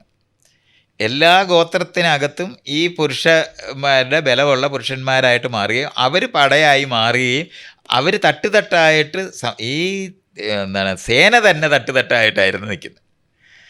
ഹെറാർക്കിക്കലാണ് എല്ലാ സാധനവും മേല് കീഴ് മൂല്യബോധത്തിനകത്ത് തന്നെ ഫിക്സ് ചെയ്ത് അങ്ങനെ തന്നെ അതാണ് ശരി എന്ന് കൃത്യമായി പഠിപ്പിച്ച് മനസ്സിനെ രൂപപ്പെടുത്തി പരുവപ്പെടുത്തി കീഴടക്കി. അതാണ് അതിൻ്റെ ടെക്നിക്ക്. നിങ്ങളുടെ താഴെയുള്ളവരെ കീഴടക്കാനും ഒരേ സമയത്ത് തന്നെ കീഴടങ്ങിയും തട്ട് സമൂഹത്തിനകത്ത് ഓരോ വിഭാഗത്തിനും ഒരു നേതാവുണ്ടാവും. ആ നേതാക്കന്മാരെ എല്ലാം കൂടെ വിളിച്ച് ഒരു ഉണ്ടാക്കുന്നതിനായിരുന്നു പിൽക്കാലത്ത് നമ്മൾ രാജസഭ എന്ന് പറയുന്നത്. സമന്വയത്തിൻ്റെ അപ്പോൾ അവർ സമന്വയം എന്നുള്ള യുക്തി കൊണ്ടല്ല, നിയന്ത്രണത്തിന് ഏറ്റവും എളുപ്പമാണെന്ന് കണ്ടെത്തുന്നതുകൊണ്ടാണ്. ഈ പറയുന്ന സമന്വയം എന്നൊക്കെ പറയുന്നതൊക്കെ നമ്മളതൊരു കൊള്ളാവുന്ന ഗുണപരമായ ഒരു സ്ഥലം. അതുകൊണ്ടല്ല, ഏറ്റവും എഫിഷ്യൻ്റായിട്ട് നിയന്ത്രിക്കുന്നതിനാണ്. അപ്പോൾ ഓരോ ഗോത്രത്തിനും അവിടെ റെപ്രസെൻറ്റേറ്റ് ചെയ്യാൻ ഒരാൾ വരിക എന്ന് പറഞ്ഞാൽ അയാളുടെ സമൂഹത്തിനകത്ത് ബലമുണ്ട്. കുറച്ച് പദവികൾ അവിടെയാണ് പദവി എന്ന് പറയുന്ന സംഭവമാണ് ഈ പിൽക്കാലത്ത് ഈ ആധിപത്യത്തോടെ സമൂഹങ്ങൾ നിർമ്മിക്കുമ്പോൾ ഏറ്റവും വലിയ മൂല്യമായിട്ട് വളരെ എംറ്റിയായി ഒന്നുമില്ല. നിങ്ങൾക്കൊരു കസേര കിട്ടും. അല്ല മൈത്ര, ഇങ്ങനെ പറയുമ്പോഴെന്താ അറിയൂ, സേന മാത്രമല്ല ഇപ്പം നിലനിൽക്കുന്ന എല്ലാ സിസ്റ്റംസും അങ്ങനെയാണ്. ഇപ്പം പോലീസ് എടുത്തു അങ്ങനെയാണ്, അധികാരിയെ കാല് തൊട്ട് അത് തന്നെയാണ്. അങ്ങനെ നേരെ താഴെയുള്ള ആളെ ചവിട്ടിയും കുത്തിയാണ് അത്രയും അധികാര പ്രയോഗത്തിലാണ്. അതാണ് ബ്യൂറോക്രസി എടുത്തു കഴിഞ്ഞാലും ബ്യൂറോക്രസി രൂപപ്പെടുന്നത് രാജാവിന് ബ്യൂറോക്രസി എടുക്കുകയല്ല, രാജാവിന്റെ ഭരണത്തിന് വേണ്ടി രൂപപ്പെടുത്തിയതാണ് ബ്യൂറോക്രസി. നമുക്കറിയാം, അത് പട്ടാളം എന്ന് പറയുന്ന എല്ലാ ബ്യൂറോക്രസിയിൽ വരുന്നതാണ്. അങ്ങനെ ഉണ്ടായി വന്നതിന് മുഴുവനും ഈ അധികാരത്തിനകത്ത് ഓരോ വിഭാഗത്തിനും അതിനകത്തെ ഒരാൾക്കൊരു സ്ഥാനം കൊടുക്കുക, പദവി കൊടുത്തിരുത്തുക എന്ന് പറയുന്നതാണ് അതിൻ്റെ ടെക്നിക്ക്. നക്ഷത്രം വയ്ക്കുക, 2 നക്ഷത്രം നിനക്ക് തരും. നീ കുറച്ചുകൂടെ കൂടിയ ആളാണെങ്കിൽ 3 നക്ഷത്രം തരും. അതിനേക്കാളും വലിയ ആളാണെങ്കിൽ 4 നക്ഷത്രം എന്ന് പറഞ്ഞാൽ ഒരു അർത്ഥമൊന്നുമില്ല, അതുകൊണ്ടൊന്നും ഒരു കാര്യമില്ല. പക്ഷേ അത് തോളയിൽ വെച്ചുകൊണ്ടിരിക്കുന്നവന് അവൻ്റെ സമൂഹത്തിനകത്ത് കൂടുതൽ മാന്യത ലഭിക്കുമെന്ന് കാണുന്ന കാരണം കൊണ്ട് അവൻ ചത്ത് നിൽക്കും. 4 നക്ഷത്രമായിട്ട് മാന്യത ലഭിക്കുക എന്ന് പറഞ്ഞു കഴിഞ്ഞാൽ ഇപ്പൊ കേന്ദ്രത്തിൽ നിന്ന് കൂടുതൽ അധികാരം അവരുടെ മേളിൽ കൊടുക്കണമെന്നുള്ളതാണ്. അവരാണ് കണക്ഷൻ, അവർക്ക് മാത്രമേ അവിടോട്ട് പോകാൻ പറ്റത്തുള്ളൂ, കേന്ദ്രത്തിലെത്താൻ പറ്റും. നമ്മളിപ്പോൾ ഈ പറയുന്ന ഈ സ്പോർട്സിനകത്ത് മേപ്പോട്ട് പോകുന്നതെന്ന് പറയുന്നത് പോലെ തന്നെയാണ് സമൂഹത്തിൻ്റെ മുഴുവൻ ഘടനയും രൂപപ്പെടുന്നത്. ഇങ്ങനെയാണ് ഇവിടെ. അല്ല, ഇതിൽ ഈവൺ എലക്ഷൻ പോലും ഇപ്പോൾ നമ്മൾ റിസർവ്ഡ് കോൺസ്റ്റിറ്റ്യുവൻസി എന്ന് പറയുമ്പോൾ കഴിഞ്ഞ ദിവസം ഇങ്ങനെ സണ്ണി കബിക്കാട് പറയുന്ന സമയത്ത് എലക്ഷന് സീറ്റ് കിട്ടാൻ വേണ്ടിയിട്ടാണ് ജാതി ഉപയോഗിക്കുന്നത്. എലക്ട് ചെയ്യപ്പെട്ട് കഴിഞ്ഞാൽ പിന്നെ ആൾ ശരിക്കും പ്രതിനിധീകരിക്കണത് അധികാരികളുടെ. അതൊക്കെ നമ്മൾ അല്ല, അതിൻ്റെ ഈ ഒരു ഒറിജിൻ എന്നുള്ള നിലയ്ക്ക് നമ്മളിപ്പോൾ ഈ പറയുന്നത്. അതുകൊണ്ടാണ് ജാതി സമൂഹം എന്ന് നമ്മൾ പറയുന്നത്. ഗോത്രങ്ങൾ തമ്മിൽ ചേരുന്ന സമയത്ത് തട്ടായിട്ട് രൂപപ്പെടുകയും ഓരോ ഗോത്രം എന്ന് പറഞ്ഞാൽ അവരുടെ തൊഴിൽ എന്ന് പറയുന്നത് ആരെങ്കിലും വിഭജിച്ചവർക്ക് കൊടുത്തതല്ല. ഒരു ഗോത്രത്തിനെ പിടിച്ചുകൊണ്ട് പോയിട്ട് നീ തെങ്ങ കയറിക്കോ എന്ന് പറഞ്ഞിട്ട് അങ്ങനെ ഡിവിഷൻ കൊടുത്തതല്ല. തെങ്ങ കയറാൻ ജീവിക്കാൻ ജീവസന്ധാരണത്തിന് ആവശ്യമായ ഒരു അറിവാണ് അവരുടെ തൊഴിലായി മാറുന്നത്. അതാത് പ്രദേശങ്ങളായി ബന്ധപ്പെട്ട് രൂപപ്പെട്ട അറിവ്. നമ്മൾ ഇന്ന് പറയുന്ന കൃഷി എന്ന് പറയുന്നത് തന്നെ പാടത്തിൻ്റെ കരയിൽ കഴിയുന്ന ആൾക്കാർ സ്വാഭാവികമായി അവിടെ കൃഷി ചെയ്തിരുന്നവരാണ്. അവർ കൃഷിക്കാരായി മാറും. അവരുടെ തൊഴിലായിട്ട് അത് മാറുന്നത് ഒരു സമൂഹത്തിനകത്ത് അവരെ കീഴ്പ്പെടുത്തി കഴിഞ്ഞാൽ നിങ്ങൾ കൃഷി ചെയ്യുന്നിടത്ത് നിന്നാൽ മതി എന്ന് അവരോട് പറയും. മീനെ പിടിക്കുന്നവർ മീനെ പിടിക്കുന്നതാണ് നിങ്ങളുടെ തൊഴിലെന്ന് പഠിപ്പിക്കുക. അങ്ങനെ ജീവിക്കാൻ ഉപയോഗിച്ചിരുന്ന സ്കില്ലിനെ അവരുടെ തൊഴിലാക്കി മാറ്റുക എന്ന് പറയുന്നത് ഈ തട്ട് സമൂഹത്തിനകത്ത് സംഭവിച്ചതാണ്. അല്ലാതെ ജോലികളെല്ലാം കൂടെ ലോകത്ത് കുറേ ഉണ്ടായിരുന്നു, അത് ഓരോരുത്തർക്ക് വീതിച്ചു കൊടുത്തതല്ല. ഈ അസംബ്ലേജിനകത്ത് അവർക്ക് ഓരോരുത്തരും അവരവരുടേതായ, അപ്പം പാ നെയ്യാൻ അറിയാവുന്നവർ അവരുടെ, അപ്പം ഇതെല്ലാം പിൽക്കാലത്ത് വികസിക്കുന്ന ഓരോ ഗോത്രവും അവരുടെ തൊഴിലിൽ മിടുക്കരായി മാറുന്നത് കാരണം കൊണ്ട് അതിന് വളരെ സങ്കീർണത വരികയും അത്തരത്തിൽ അവർ വളരെ സ്കിൽഫുള്ളായിട്ട് ആ മേഖലയിൽ മാറുകയും ചെയ്യുന്നുണ്ടാവും. അങ്ങനെ അത് എസ്റ്റാബ്ലിഷ്ഡ് ആവും. അത് വേറൊരാൾക്ക് പോയിട്ട് പെട്ടെന്ന് അവരെ റീപ്ലേസ് ചെയ്യാൻ പറ്റത്തില്ല. അതുകൊണ്ടാണ് കുലത്തൊഴിലുകൾ വ്യാപകമായി നമ്മൾ ഭൂമിയിൽ എവിടെ പോയി ഏത് സമൂഹത്തിനകത്ത് നോക്കിയാലും കുലത്തൊഴിൽ അവിടെ എല്ലാം ഉണ്ട്. അതുകൊണ്ടാണ് ഞാൻ ഈ പറഞ്ഞ ബ്ലാക്ക് സ്മിത്ത് എന്നും ഗോൾഡ് സ്മിത്ത് എന്നൊക്കെ ഉള്ള പേര് ലോകത്ത് വരുന്നത് അതുകൊണ്ടാണ്. എല്ലാ പ്രദേശത്തും എല്ലാ ഇങ്ങനെയുള്ള പ്രദേശത്തും വിഭാഗങ്ങളായിട്ട് നമുക്ക് ഇവിടെ കുശവൻ എന്ന് വിളിക്കുന്നവനും പോട്ടർ. പോട്ടർ എന്നുള്ളത്, അതെല്ലാം ഇങ്ങനെ ഓരോ വിഭാഗത്തിൻ്റെതായി മാറുന്നത് അവർ ചെയ്യുന്ന പ്രവൃത്തിയിൽ അവർ മിടുക്കരായി മാറി പുതിയ രീതിയിൽ അതിനെ ഉപയോഗപ്രദമാക്കി മാറ്റുക എന്ന് പറയുന്ന ലേബർ എന്ന് പറയുന്നത് ഓരോ വിഭാഗത്തിൻ്റെ റെപ്രസെൻറ്റേഷൻസ് ആയിട്ടും മാറിക്കൊണ്ടിരിക്കുക. അതിനകത്ത് അവർ സ്കിൽഫുള്ളായി മാറുകയും ചെയ്യുന്നത്. അപ്പോൾ ആദ്യകാലത്ത് ചട്ടി ഉണ്ടാക്കുന്നത് ജീവസന്ധാരണത്തിനാണെന്ന് പറഞ്ഞിട്ട് തുടങ്ങാനൊക്കത്തില്ല, അത് നമ്മളറിയണം. പക്ഷെ ചെളി കൈകാര്യം ചെയ്യുന്നവർ അവിടെ ജീവിച്ചുകൊണ്ടിരുന്ന സമയത്ത് അവിടെ ഒരു ചട്ടി ഉണ്ടാക്കിയിട്ടുണ്ടാവും ചെളിയുള്ള പ്രദേശത്ത്. വേറൊരു കൂട്ടർ ഒരു മരത്തെ കയറാനുള്ള അവരുടെ സ്കില്ലുണ്ടാകുന്നത് ആ മരത്തിൻ്റെ മുകളിൽ കയറി അത് വെട്ടാനൊരു പിച്ചാത്തി വികസിപ്പിച്ചിട്ടുണ്ടാകാം. ആ സാധനം അവരുടെ സ്കില്ലിനകത്ത് വീണ്ടും അവർ സ്കിൽഫുള്ളായിട്ട് മാറാനായിട്ട് അത് മാത്രം അനുവദിക്കപ്പെടുന്നത് കാരണം കൊണ്ട് അത് മാത്രം ചെയ്യാൻ നിർബന്ധിക്കപ്പെടുന്നതുകൊണ്ട് അവിടെ ഇന്നവേറ്റീവായി മാറിയിട്ടുണ്ടാകുന്ന സങ്കീർണമായ ജോലികളാണ് ഇന്ന് നമ്മൾ കുലത്തൊഴിലുകളായിട്ട് മാറിയിട്ടുള്ളത്. അല്ലാതെ ആദ്യകാലത്ത് ചട്ടിയും കലവും ഉണ്ടാക്കുന്നവർ മാത്രമായിട്ടൊരു ഉണ്ടാകത്തില്ലെന്നൊക്കെ നമുക്ക്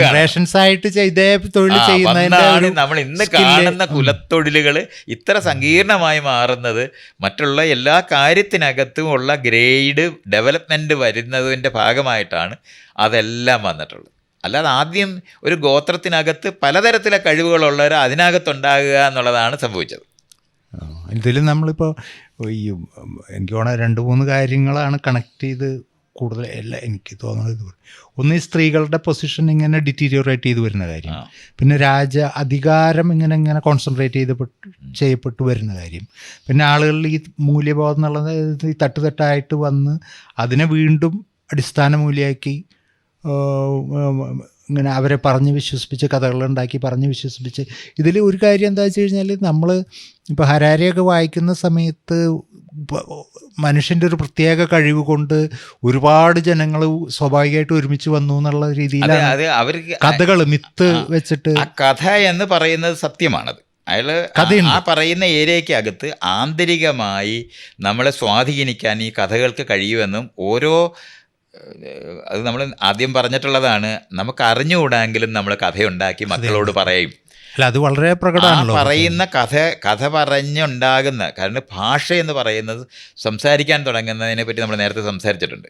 അത് സംഭവിച്ചതോടെ ഭാഷാപരമായി നിയന്ത്രിക്കാൻ പരസ്പരം പറ്റും എന്ന് കണ്ടെത്തുന്ന കാര്യങ്ങളും അതിനകത്തുണ്ട്. അതുകൊണ്ട് കഥകൾ ആളുകളുടെ ആന്തരിക ലോകം വികസിപ്പിക്കുക തന്നെ ചെയ്തിട്ടുണ്ട്. പക്ഷെ അത് മൂല്യബോധം തട്ടാണെന്നുള്ളതാണ് നമുക്കുണ്ടായിട്ടുള്ളത്. ആ കഥകളിലൂടെ അവർ വീണ്ടും വീണ്ടും ഉറപ്പിക്കുന്നുണ്ട് ആന്തരികമായി. അതുകൊണ്ടാണ് ഞാൻ പറഞ്ഞ കാലേല ചങ്ങല ആന്തരിക ചങ്ങലയാക്കുന്ന പണിയാണ് ഈ മതം എന്ന് പറയുന്നത്. ഒരു പ്രദേശത്തെ ജനതയെ മറ്റൊരു തരത്തിൽ മാറി ചിന്തിക്കാൻ അനുവദിക്കാത്ത നിലവാരത്തിൽ കുട്ടിക്കാലത്തെ പരിശീലിപ്പിച്ചാൽ പറ്റും എന്ന് കണ്ടെത്തുമ്പോഴാണ് രാജാവിൻ്റെ ഉപദേശക കമ്മിറ്റിയിലുള്ള ആളുകളുടെ പ്രധാന പ്രവർത്തനം എന്ന് പറയുന്നത് ഈ ആരാധന കേന്ദ്രങ്ങളെ അടിസ്ഥാനപ്പെടുത്തി ആൾക്കാർക്ക് ക്ലാസ് എടുക്കുക എന്നുള്ളതാണ് ചെയ്തിരുന്നത്. ഈ പരിശീലനം അടിമകളെ ആന്തരിക ചങ്ങല അണിയിക്കാൻ വേണ്ടി പരിശീലിപ്പിക്കണമെന്ന് പറയുമ്പോൾ ശരിക്കും പറഞ്ഞു കഴിഞ്ഞാൽ ഇന്നത്തെ വിദ്യാഭ്യാസം എന്ന് പറയണതും ഇതുപോലെ തന്നെയാണ്. അങ്ങനെ തന്നെയാണ്. ജോലിക്കാരെ നമ്മൾ ഇതുവരെ മാറിയിട്ടില്ല. അതങ്ങനെ തന്നെ മനസ്സിലാക്കേണ്ടതുണ്ട്. ഇതിൻ്റെ ആദ്യത്തെ രൂപീകരണം എങ്ങനെ നടക്കുന്നു, എന്താണ് സംഭവിച്ചത് എന്നുള്ളതാണ് ഞാൻ ഈ പറയുന്നത്. അത് ഓരോ ഘടനയ്ക്കകത്തും ഓരോ സ്ഥലങ്ങൾക്കും അതാത് പ്രദേശത്ത് ജീവിക്കാൻ ആവശ്യമായിട്ടുള്ള വ്യത്യാസങ്ങളോടായിരിക്കും ഈ പറയുന്നത് വരുന്നത്. പക്ഷേ ഓരോ സമൂഹം രൂപപ്പെട്ടത്. പക്ഷേ പരസ്പരം കണക്റ്റഡ് ആകുക എന്ന് പറയുന്നത് സ്ഥലങ്ങളിലെല്ലാം സമാനമായ ആശയങ്ങളും സമാനമായ പ്രവർത്തനങ്ങളും അങ്ങോട്ടും ഇങ്ങോട്ടും കൈമാറ്റം ചെയ്തിട്ടുണ്ട്. അപ്പോൾ അതാണ് ഒരു പ്രദേശം എന്ന് നമ്മൾ പറയുമ്പോൾ ഈ ഭൂമധ്യരേഖയായിട്ട് ബന്ധപ്പെട്ട് ആൾക്കാർക്ക് ജീവിക്കാൻ ഏറ്റവും എളുപ്പമുണ്ടായിരുന്ന ഭൂമധ്യരേഖയിലെ ക്ലൈമറ്റ് വലിയ വേരിയേഷൻ അവിടെയാണ് കൃഷിയും കാര്യങ്ങളും എല്ലാം ആരംഭിക്കുന്നത്. ആ കൃഷി കൊണ്ട് പരസ്പരം കണക്റ്റഡ് ആകുക എന്ന് പറയുന്നത് നേരത്തെ റെയ്ഡിന് പോകുന്ന സ്ഥലം അവരുടേതാക്കി മാറ്റുക എന്ന് പറയുന്നതാണ് പിന്നീട് സംഭവിക്കുന്ന ഒരു സംഭവം. അങ്ങനെയാണ് ഒരു ഗ്രാമം വളർന്ന് ഒരു രാജ്യമായി മാറുന്നത്. ഒരു കൂട്ടരെ കീഴടക്കിയാൽ ആ കീഴടങ്ങിയവർ, അപ്പം ഒരു സെൻറ്റർ ഉണ്ടെങ്കിലും ആ സെൻറ്ററിൽ നിന്ന് വേറൊരു കൊച്ചു സെൻറ്റർ ഉണ്ടാകുക എന്ന് പറയുന്നത് പോലെയാണ് പിന്നെ ഇതിങ്ങോട്ട് വളരുന്നത്. അപ്പം ഇത് പാരലായിട്ട് നമ്മൾ ഈ പറയുന്ന ആന്തരികമായ ലോകങ്ങൾ ഈ ഒരു പ്രദേശത്തെ ജനത എന്ന് പറയുന്നത് ആയിരക്കണക്കിനും പതിനായിരക്കണക്കിനും ലക്ഷക്കണക്കിനുമായിട്ട് മാറുന്നുണ്ട്. കാർഷിക സമൂഹത്തിൻ്റെ വികാസം അനുസരിച്ചിട്ട് നമ്പർ മാറുന്നുണ്ട്. അത് ഇപ്പോഴെല്ലാം ഈ കൊച്ചു ഗ്രാമം വളർന്ന് രാജ്യമായി മാറുക എന്ന് പറയും.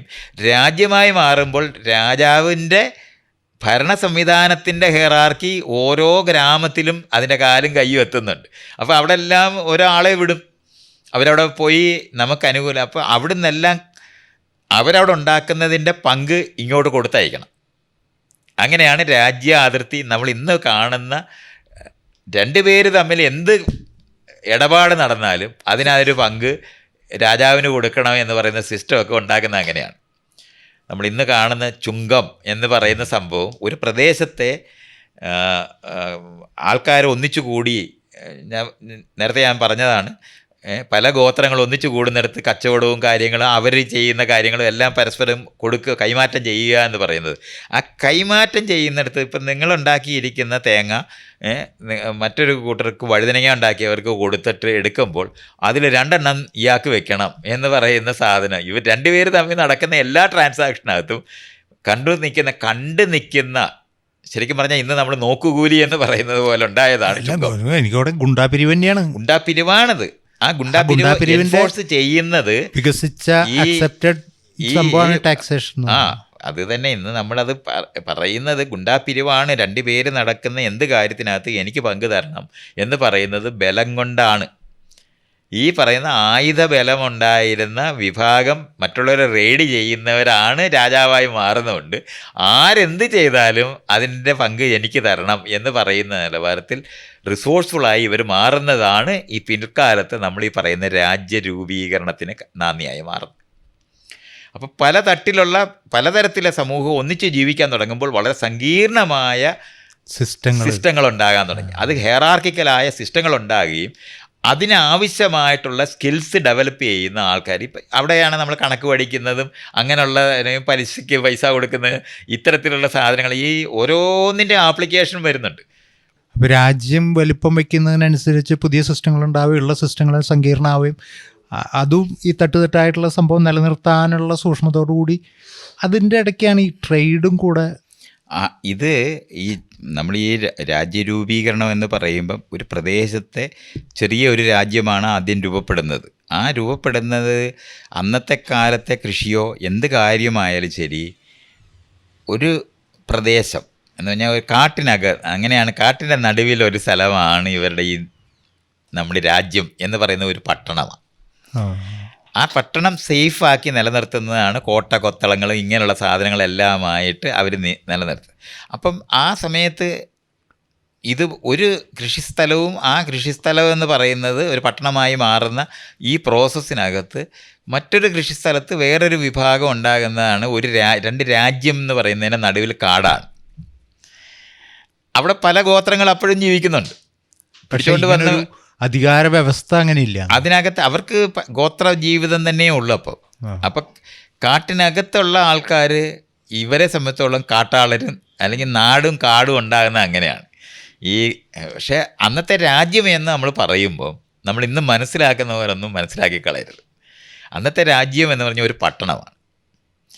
അപ്പോൾ ഈ പ്രദേശത്ത് ഉള്ള ആൾക്കാർ ഈ നഗരത്തിനകത്തെ ആൾക്കാരുടെ ആവശ്യങ്ങൾക്ക് സമാനമായ ആവശ്യങ്ങൾ മറ്റൊരു രാജ്യത്തുള്ള ആൾക്കാർ, മറ്റൊരു രാജ്യം എന്ന് പറഞ്ഞാൽ ഒരു കാട് കടന്നിട്ടാണ് അവിടെ എത്തുന്നത്.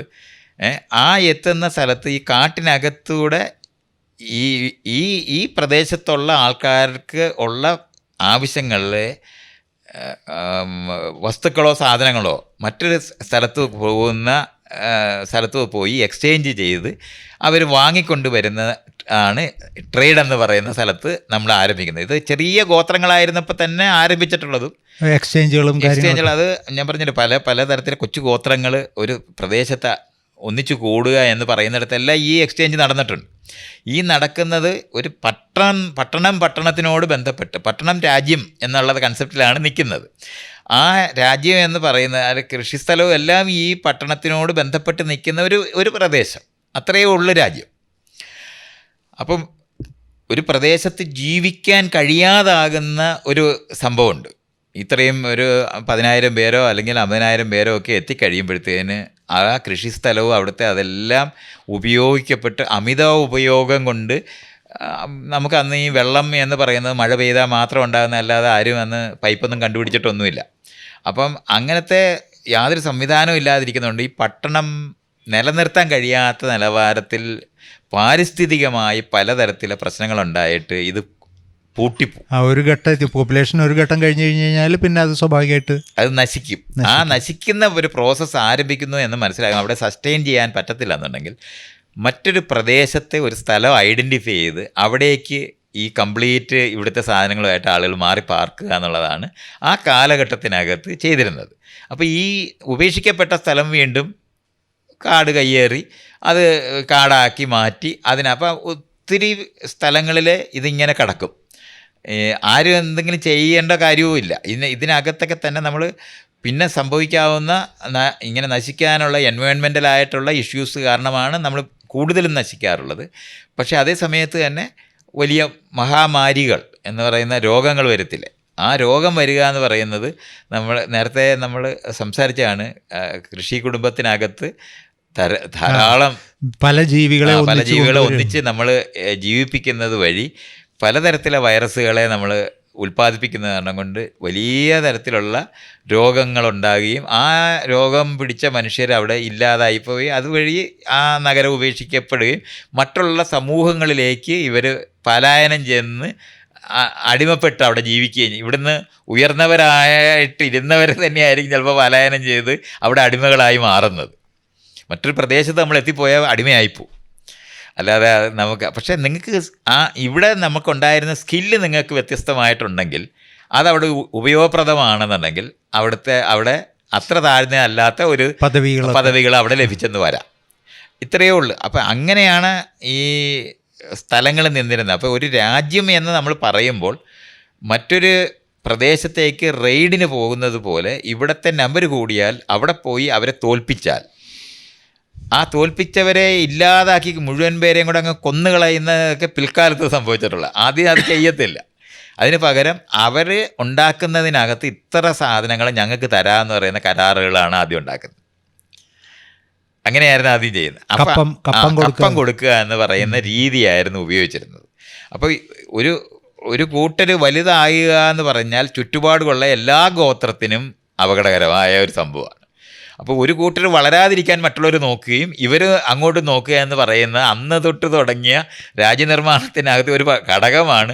അയലത്ത് വേറെ നഗരങ്ങൾ രൂപപ്പെടുന്നവർ വളരാതെ നോക്കുക എന്ന് പറയുന്ന, അവരെ അണ്ടർമൈൻ ചെയ്യുക എന്ന് പറയുന്ന, നമ്മൾ ഇന്ന് പറയുന്ന സ്പൈ വർക്കുകളുടേതായിട്ടുള്ള രഹസ്യമായിട്ടുള്ള സകല സാധനങ്ങളും ഒരു രാജ്യം വികസിക്കാതിരിക്കാനായിട്ട് നോക്കുക എന്ന് പറയുന്നത്, ബലമുണ്ടാകാതിരിക്കുക എന്ന് പറയുന്നത്, അവരെന്തെങ്കിലും പുതുതായിട്ട് കണ്ടുപിടിച്ചോ അത് നമ്മൾ തിരിച്ചറിയുക എന്ന് പറയുന്നത്, ഇത്തരത്തിലുള്ള മുഴുവൻ പ്രോസസ്സുകളും ഈ പറയുന്ന കാലഘട്ടങ്ങളിലാണ് ആരംഭിക്കുന്നത്. സർവൈവലായി ബന്ധപ്പെട്ട് ഇത് ഇങ്ങനെ ഒരു രാജ്യം അതിന് നിലനിൽക്കാനായിട്ട് വേണ്ടി വരുന്ന, അപ്പോൾ വളരുക എന്ന് പറയുമ്പോൾ ഇവരെ കീഴടക്കിയാൽ, ആ കീഴടക്കി കഴിഞ്ഞാൽ കപ്പം കൊണ്ട് ഇവർ വികസിച്ചുകൊണ്ടേയിരിക്കും. അപ്പോൾ ഇവർക്ക് കൂടുതൽ ലഷറും കൂടുതൽ സമ്പത്തും ഉണ്ടാകുന്നത് വഴി ഇവരുടെ നമ്പർ വർദ്ധിക്കും. ഇവരുടെ നമ്പർ വർദ്ധിക്കുന്ന സമയത്ത് ചുറ്റുപാടും കുറച്ചുകൂടെ വലുതായി നഗരങ്ങൾ, പണ്ടത്തെ നഗരം എന്ന് പറഞ്ഞാൽ ഒരു കൊച്ചു നഗരവും കൃഷിസ്ഥലവും എന്നുള്ളത് പറയുന്നതിന് വലിയ നഗരങ്ങൾ രൂപപ്പെടാനായിട്ടുള്ള സാങ്കേതിക വിദ്യകളാണ് പിന്നെ അങ്ങോട്ട് വികസിക്കുന്നത്. അത് ഉണ്ടാകുകയും എല്ലാ സ്ഥലങ്ങളിലും ഉള്ള, അപ്പോൾ അന്നത്തെ ഒരു രാജാവിനെ തോൽപ്പിക്കുക എന്ന് പറഞ്ഞാൽ രാജാവിനെ കൊല്ലുക എന്ന് പറയുന്നത് ചെയ്യത്തില്ല. കാരണം ഈ കപ്പം മേടിക്കാനും അവിടുത്തെ കാര്യങ്ങളെല്ലാം നടത്തുക. അപ്പോൾ അവിടുത്തെ അധികമായിട്ടുണ്ടാകുന്ന രാജാവ് സംഘടിപ്പിക്കുന്ന സാഹചര്യത്തിൻ്റെ പങ്ക് ആണ് ഇവർ ചോദിക്കുന്നത്. അപ്പം മഴക്കാലം ഉണ്ടെങ്കിൽ മഴയില്ല, വെള്ളപ്പൊക്കം ഉണ്ടായിപ്പോയാൽ ഇത് കുറയ്ക്കണമെന്ന് പറഞ്ഞിട്ടുള്ള തരത്തിലുള്ള കണക്ഷൻസ്. അപ്പോൾ ഒരു പ്രദേശത്തെ വലിയ ഒരു സമൂഹം രൂപപ്പെടുകയും മറ്റുള്ളവർ അതിനെ കീഴ്പ്പെട്ട് നിൽക്കുകയും ചെയ്യുന്ന തരത്തിലുള്ള സിസ്റ്റങ്ങളാണ് പിന്നെ അങ്ങോട്ട് ഡെവലപ്പ് ചെയ്യുന്നത്. ഇത് മുഴുവനും ഉണ്ടാകുന്നത് ഈ നദീതീരങ്ങളുമായിട്ട് ബന്ധപ്പെട്ടതെന്ന് പറഞ്ഞാൽ വെള്ളത്തിനകത്തെ ട്രാൻസ്പോർട്ടേഷനാണ് ആദ്യം വികസിക്കുന്നത്. വേറെ അന്നൊന്നും റോഡൊന്നും കണ്ടുപിടിച്ചിട്ടില്ല. അപ്പോൾ ചങ്ങാടങ്ങളുണ്ടാക്കി അതിൻ്റെ മുകളിൽ ആ ചങ്ങാടം പിന്നെ വള്ളമാകുന്നത് വലിയ പ്രോസസ്സാണ്. അത്തരത്തിലുള്ള സാങ്കേതിക വിദ്യകൾ വികസിക്കുന്നതനുസരിച്ചിട്ടാണ് ഈ വലിയ വലിയ വലിയ രാജ്യങ്ങൾ രൂപപ്പെടാൻ തുടങ്ങുന്നത്. അപ്പോൾ ഒരു പ്രദേശത്ത് തന്നെ ഇപ്പം നമ്മളിപ്പോൾ കേരളത്തിലൊക്കെ നമ്മൾ ആലോചിക്കുകയാണെങ്കിൽ കേരളം തന്നെ മുഴുവനും കൂടെ ഒരു ഭരണത്തിന് കീഴിൽ വരിക എന്ന് പറയുന്നതൊക്കെ പണ്ട് കാലത്ത് വലിയ പാടാണ്. കാരണം ഈ വ്യത്യസ്തമായിട്ടുള്ള കേന്ദ്രങ്ങളുണ്ടാകി ആ കേന്ദ്രങ്ങളെല്ലാം കൂടെ യോജിപ്പിച്ചുകൊണ്ട് പോകാനായിട്ട് ഇമ്മീഡിയറ്റ് ആയിട്ട് പെട്ടെന്ന് ചെയ്യാനൊക്കുന്ന ഒരു കാര്യമല്ല. പരന്ന ഭൂമിയുള്ള സ്ഥലങ്ങളിലെ നഗരങ്ങൾ വലുതാകും, അല്ലാത്തടത്തൊക്കെ ചെറുതായിട്ട് നിൽക്കുക എന്ന് പറയുന്നത് ആ സ്ഥലത്തിൻ്റെ സവിശേഷത, ജിയോഗ്രഫി കൊണ്ട് തന്നെ റെസ്ട്രിക്ഷൻസ് ഉണ്ടായിക്കൊണ്ടിരിക്കും. അപ്പോൾ ഇപ്പോൾ തുരുത്തുകളിലൊരു ഗ്രാമം ഉണ്ടായാൽ അത് എത്ര വിചാരിച്ചാലും ആ തുരുത്തിന് പുറത്ത് പോയി വളരാൻ എളുപ്പമല്ല. ചെറിയ വള്ളം കണ്ടുപിടിക്കുന്നത് വരെ ആ തുരുത്തായിട്ട് തന്നെ തുടരും. അപ്പോൾ ഇതൊക്കെ ഇങ്ങനെയുള്ള അൺഇവൻ ആയിട്ടുള്ള വ്യത്യസ്തമായ സമൂഹങ്ങൾ ലോകവ്യാപകമായി രൂപപ്പെടുന്നതിനും ഈ പറയുന്ന ജിയോഗ്രഫി വളരെ കേന്ദ്രമായ പ്രശ്നമായിട്ട് വരുന്നുണ്ട്. അതേപോലെ തന്നെ ക്ലൈമറ്റിനകത്തുണ്ടാകുന്ന മാറ്റങ്ങൾ, ക്ലൈമറ്റ് എന്ന് പറയുന്നത് സീസണലായിട്ട് മാറിക്കൊണ്ടിരിക്കുന്ന സ്ഥലങ്ങളിലാണെന്നുണ്ടെങ്കിൽ തീവ്രമായി ജീവിക്കാൻ നിർബന്ധിക്കപ്പെടുന്ന ഇടങ്ങൾ രൂപപ്പെട്ടേ വരും. അങ്ങനെ വരും. ഇപ്പം മഞ്ഞ് വീണ് 6 മാസം കൃഷി എന്ന് പറയുന്നത് ചെയ്യാൻ പറ്റത്തില്ലെങ്കിൽ ആ ആദ്യത്തെ കൃഷി ചെയ്യുന്ന സമയത്ത് എങ്ങനെല്ലാമാണോ അടുത്ത 6 മാസം അവിടെ ജീവിക്കാൻ പറ്റുന്നതിനുള്ള ഇന്നോവേഷൻസ് കണ്ടുപിടിച്ചേ പറ്റും. അപ്പോഴാണ് ഏറ്റവും ഹോസ്റ്റലായ ക്ലൈമറ്റിൽ കൂടുതൽ ഇന്നോവേഷൻസ് ഉള്ള ആളുകൾ ഉണ്ടാകുന്നതൊക്കെ നമ്മൾ ഇന്ന് കാണുന്ന സങ്കീർണ സമൂഹത്തിൻ്റെ രൂപീകരണത്തിന് മുഴുവനും ഇത്തരത്തിലുള്ള മാറ്റങ്ങൾ, എക്സ്ട്രീമായിട്ടുള്ള തണുപ്പിനെ നേരിടാനായിട്ട്. അപ്പോഴാണ് നമ്മൾ മനസ്സിലാക്കുക എന്തുകൊണ്ടാണ് നമ്മളെ പോലുള്ള ഒരു സമൂഹത്തിനകത്ത് ചെരുപ്പ് കണ്ടുപിടിച്ചു പക്ഷെ ഷൂസ് കണ്ടുപിടിച്ചില്ല എന്ന് പറയുന്നതൊക്കെ നമ്മൾ ഇതുപോലെ മനസ്സിലാക്കണം. തണുപ്പ് ഉള്ളപ്പോൾ മാത്രമേ കാല് മുഴുവൻ മൂടി വയ്ക്കുന്നതിനെ പറ്റി ചിന്തിക്കേണ്ട കാര്യമുള്ളൂ. അപ്പോൾ വസ്ത്രമൊക്കെ തന്നെ നമ്മളിങ്ങനെ കാണണം. കമ്പിളിപ്പുതപ്പ് തണുപ്പുള്ളിടത്ത് മാത്രമേ കണ്ടുപിടിക്കപ്പെടത്തുള്ളൂ, അല്ലാതെ ഈ ചൂടുള്ള സ്ഥലത്ത് കമ്പിളിപ്പുതപ്പ് കണ്ടുപിടിക്കേണ്ട ആവശ്യമില്ലാത്തതുകൊണ്ടാണ്. അപ്പോൾ ഇതൊക്കെ ഇതുപോലുള്ള ക്ലൈമറ്റിനെ പറ്റി അറിയേണ്ടതുണ്ട്, ജിയോഗ്രഫിയെ പറ്റി. അവിടെ ലഭിക്കുന്ന ഓരോ ചെടിയും, അവിടെ വളരുന്ന ഓരോ മരവും, അവിടെ ഉണ്ടായിട്ടുള്ള മൃഗങ്ങളും നമ്മുടെ ഈ പറയുന്ന സങ്കീർണമായ സമൂഹത്തിൻ്റെ വികാസത്തിന് ഉപയോഗപ്പെട്ടിട്ടുണ്ട്. അതുപോലെ അറിയേണ്ടതാണ്. ഇപ്പം 45,000 വർഷം മുമ്പ് ഓസ്ട്രേലിയയിലെ മനുഷ്യരെത്തിയിട്ടുണ്ടെങ്കിലും അവരൊരു വികസിച്ച സമൂഹമായിട്ട് അവിടെ മാറിയിട്ടേയില്ല. അതായത് ബാക്കിയുള്ള സമൂഹങ്ങളായിട്ടുള്ള ഇൻട്രാക്ഷൻ തീരില്ല. അതൊന്നാണ്. പക്ഷെ അത് മാത്രമല്ല, അവിടെ ടൈം ചെയ്യാൻ പറ്റുന്ന, നമ്മളുമായിട്ട് ഇണങ്ങിച്ചേരുന്ന ഒരൊറ്റ മൃഗവും ഇല്ലാത്ത രാജ്യമായിരുന്നു. നമ്മൾക്ക് വളർത്തു മൃഗങ്ങൾ എന്ന് പറയാൻ വരുന്ന ഒരു മൃഗവും അവിടെ ഇല്ലായിരുന്നു. അവിടുത്തെ കാങ്കുറു ആയാലും പ്ലാറ്റിപ്പസ് ആയാലും അതൊന്നും തന്നെ നമ്മളുമായിട്ട് ചേർന്ന് ജീവിക്കുന്ന ഒരു ജീവിയേ അല്ല. അത് ഈ കോളനൈസേഷൻ്റെ ഒരു പുനർവായന എന്നുള്ള നിലയ്ക്ക് ഇപ്പോൾ ജാരൻ ഡയമണ്ടിൻ്റെ ജെയിംസ് അതിനകത്തത് അയാൾ പറയുന്നുണ്ട്. അപ്പോൾ അതിനകത്തത് നമ്മൾ അങ്ങനെ മനസ്സിലായി എന്തുകൊണ്ടാണ് പല സ്ഥലത്തും മനുഷ്യർ വികസിക്കാതെ കടന്നുപോയെന്നുള്ളത്. അവിടുത്തെ ജിയോഗ്രഫി അവരെ നിർണ്ണയിച്ചു എന്നുള്ള കാര്യം മുഴുവനും അങ്ങനെ തന്നെ നമ്മൾ മനസ്സിലാക്കണം. കാലാവസ്ഥ, ഈ ആനിമൽസിൻ്റെയും ഗ്രെയിൻസ് അതുപോലെ അറിയണം. ധാന്യങ്ങൾ ഉണ്ടെങ്കിൽ മാത്രമേ നമുക്ക് കൃഷി വികസിപ്പിക്കാനൊക്കത്തുള്ളൂ. അത്തരത്തിലുള്ള ധാന്യങ്ങൾ എവിടെയാണോ കുറഞ്ഞിട്ടുള്ളത് അവിടെ. അതുകൊണ്ട് ആദ്യകാലത്തെ വികാസത്തിൻ്റെ കുതിച്ചുചാട്ടങ്ങൾ ഉണ്ടാകുന്നത് ഇത്തരത്തിലുള്ള മൃഗങ്ങൾ അവൈലബിളായി തീരുന്നത്. ഇപ്പം കുതിര ഇപ്പം മംഗോളിയൻ ഭാഗത്താണ് ഉണ്ടായിട്ടുള്ളത്. അപ്പോൾ അവിടെ ഇപ്പോഴും വൈൽഡായിട്ടുള്ള ഹോഴ്സസ് ഇഷ്ടം പോലുണ്ട്. അവിടെ നിൽക്കുന്ന സ്ഥലത്തു നിന്ന് മാത്രമേ കുതിരയുടെ മുകളിൽ കയറുന്ന മനുഷ്യരുണ്ടാവുള്ളൂ. അപ്പോഴാണ് മൊബിലിറ്റി സ്പീഡ് ഉണ്ടാകുന്നത്. അപ്പോൾ ഇത്തരത്തിലുള്ള കാര്യങ്ങളും കൂടെ നമ്മൾ ഈ ജിയോഗ്രഫിയിൽ മനസ്സിലാക്കേണ്ടതുണ്ട്. ഒരു വിഭാഗത്തിന് എന്തെങ്കിലും സവിശേഷമായ ബുദ്ധി കൂടിയത് കൊണ്ടല്ല, സാഹചര്യങ്ങൾ ഇത്തരത്തിലുള്ള അവൈലബിലിറ്റി ആയിരിക്കുന്ന സ്ഥലങ്ങളും കൂടെ ഉണ്ടെങ്കിൽ മാത്രമേ അങ്ങനെ ഉണ്ടാകും. നമ്മൾ വികസിച്ച ഒരു സമൂഹത്തിലുള്ള ഒരാളും കാട്ടുപ്രദേശത്ത് പെട്ടുപോയാൽ അയാൾ വീണ്ടും കാട്ടാളനായിട്ട് മാറത്തേ ഉള്ളൂ. കാരണം അയാൾക്ക് മറ്റയാളുടെ നേരത്തെയുള്ള വികാസത്തിലുള്ള അറിവൊന്നും തന്നെ അവിടെ ഉപയോഗിക്കാൻ പറ്റത്തില്ല. അതുകൊണ്ട് അങ്ങനെ പുറകോട്ട് വീണ് പോവുകയും മുന്നേറുന്നതുമായി പുറകോട്ട് വീണും മുന്നേറിയും ഉള്ള മനുഷ്യചരിത്രവും കൂടെ ഇതിനകത്തുണ്ട്. അങ്ങനെ വികസിച്ച സമൂഹം എപ്പോഴും വികസിച്ച് തന്നെ നിൽക്കുമെന്ന്. ഈ പറയുന്ന മൈക്രോബ്സ് അറ്റാക്ക് ഉണ്ടായിപ്പോയാൽ ഇവരുടെ നമ്പർ അങ്ങ് കുറയും. അതോടെ അതുവരെ സംരക്ഷിച്ചുകൊണ്ടിരിക്കുന്ന വലിയ സ്തൂപങ്ങളോ അല്ലെങ്കിൽ കെട്ടിടങ്ങളോ ഒന്നും തന്നെ പിന്നെ സംരക്ഷിക്കാൻ പറ്റില്ല. അത് അനാഥമായി പോകും. പുതിയ ആളുകൾക്ക് വരുന്നവർക്ക് സംരക്ഷിക്കാനുള്ള അറിവും പോലും ഉണ്ടാകത്തില്ല. കാരണം ഇത് കൈകാര്യം ചെയ്തുകൊണ്ടിരുന്ന സ്പെഷ്യലൈസ്ഡ് ആയിട്ടുള്ള അറിവുള്ള ആൾക്കാർ ചത്തുപോയിട്ടുണ്ടാവും. അപ്പോൾ ആയുധങ്ങളുണ്ടായാൽ പോലെ രണ്ടാമത് അത് ഉപയോഗിക്കാൻ അറിയുന്നവരല്ലാതായിപ്പോൾ. കാരണം അതെങ്ങനെയായിരുന്നു അത് ഉപയോഗിച്ചിരുന്നതെന്നുള്ളത് തുടർച്ചയുള്ള സമൂഹത്തിനകത്ത് മാത്രമേ ആ തരത്തിൽ അറിവ് ട്രാൻസാക്ട് ചെയ്യപ്പെടത്തുള്ളൂ. അപ്പോൾ വലിയ കലാമിറ്റീസ്, വെള്ളപ്പൊക്കം, വരൾച്ച, ഭൂമികുലുക്കം, ഇത്തരത്തിലുള്ളത് വന്നു കഴിഞ്ഞാൽ, അതുപോലെ തന്നെ മഹാമാരികൾ, വലിയ രോഗങ്ങൾ, ഇതെല്ലാം കൂടെ വരുവാണെന്നുണ്ടെങ്കിൽ സ്വാഭാവികമായിട്ട് പിന്നോട്ടടികളുടേതായ ഘോഷയാത്ര ഉണ്ടായെന്ന് വരും. അതാരും ആക്രമിക്കുകയോ പിടിച്ചടക്കുകയോ ഒന്നും ആവശ്യമില്ല. ഈ പറയുന്ന ഇത്രയും സാധനം കൊണ്ട് തന്നെ പിന്നോട്ട് പോയെന്ന് വരും. ഒരു സമൂഹം മൊത്തം പുറകോട്ടെന്നുള്ള വാക്കൊക്കെ നമ്മൾ പറയുന്നത് ഈ പറയുന്ന അതുവരെയുള്ള അവരുടെ കഴിവുകളൊന്നും ഉപയോഗിക്കാൻ വർക്ക് ചെയ്യാത്ത രീതിയിലായിപ്പോ. അപ്പൊ അങ്ങനത്തെ ഉപേക്ഷിക്കപ്പെട്ടു പോയ നഗരങ്ങളുടെ ഘോഷയാത്ര നമുക്ക് ലോകം മുഴുവനും കാണാൻ പറ്റും. ഇതേ സമയത്ത് തന്നെയാണ് ഈ വെള്ളം അലിഞ്ഞ് ഐസായി ഉയരുക എന്ന് പറയുന്ന പ്രോസസ്സ് ലോകത്ത് നടന്നിട്ടുള്ളത്. അത് ഇന്ന് നമുക്ക് കാണേണ്ടതുണ്ട്. ഇപ്പം ശ്രീലങ്കയും ഇന്ത്യയും തമ്മിൽ ഒരൊറ്റ ഭൂഖണ്ഡമായിട്ട് കടന്നിരുന്നതാണ്. വെള്ളം പൊങ്ങിയാണ് നമ്മൾ ഇന്ന് കാണുന്ന അവരൊരു ഐലൻഡായിട്ട് മാറുന്നത്. ഇത് ആളുകൾ നടന്ന് ഓസ്ട്രേലിയ വരെ പോയി എന്ന് നമ്മൾ പറയുന്നിടം മുഴുവൻ ഇന്ന് നമ്മൾ നോക്കി കണ്ടാൽ ഒരു രക്ഷയില്ല. കാരണം 400 അടി കടൽ ഉയർന്നു കഴിഞ്ഞ്. അത് കഴിഞ്ഞ 10,000 വർഷം കൊണ്ടാണ് 400 അടി വരുന്നത്. പക്ഷേ ഐലൻഡായി മാറിപ്പോയി. അപ്പം അപ്പുറത്ത് കടന്നവർ വള്ളം കണ്ടുപിടിച്ചിട്ടില്ലെന്നുണ്ടെങ്കിൽ അവർക്ക് തിരിച്ചു വരുന്ന സ്ഥലം ഉണ്ടാകത്തില്ല. വള്ളം കണ്ടുപിടിച്ചവർ അങ്ങോട്ട് എത്തുമ്പോഴാണ്, ഒരു വലിയ ഒരു സ്ഥലത്ത് നിന്ന് അവിടെ എത്തുമ്പോഴാണ് അവിടെ മനുഷ്യരുണ്ടെന്ന് തന്നെ തിരിച്ചറിയുകയുള്ളൂ. അപ്പം ചങ്ങാടങ്ങൾ ഉണ്ടാക്കി ഒരിടത്ത് എത്തിക്കഴിഞ്ഞാൽ അവർ തിരിച്ചു വന്ന് ചങ്ങാടത്തിനകത്ത് കയറി ഇങ്ങോട്ട് വരുന്നതല്ല. അങ്ങോട്ടങ്ങ് എക്സ്പ്ലോർ ചെയ്യുന്ന വലിയ സ്ഥലമാണെന്നുണ്ടെങ്കിൽ തിരിച്ചു വരുന്ന സാധനം ഇല്ലാതായിപ്പോവും. ഈ ചങ്ങാടം നഷ്ടപ്പെട്ട് ആ ചങ്ങാടം ഉണ്ടാക്കുന്ന അറിവും അതിനോടൊപ്പം നഷ്ടപ്പെട്ടു പോകും, ഒരു ഉൾപ്രദേശത്തേക്ക് നീങ്ങിപ്പോയാൽ.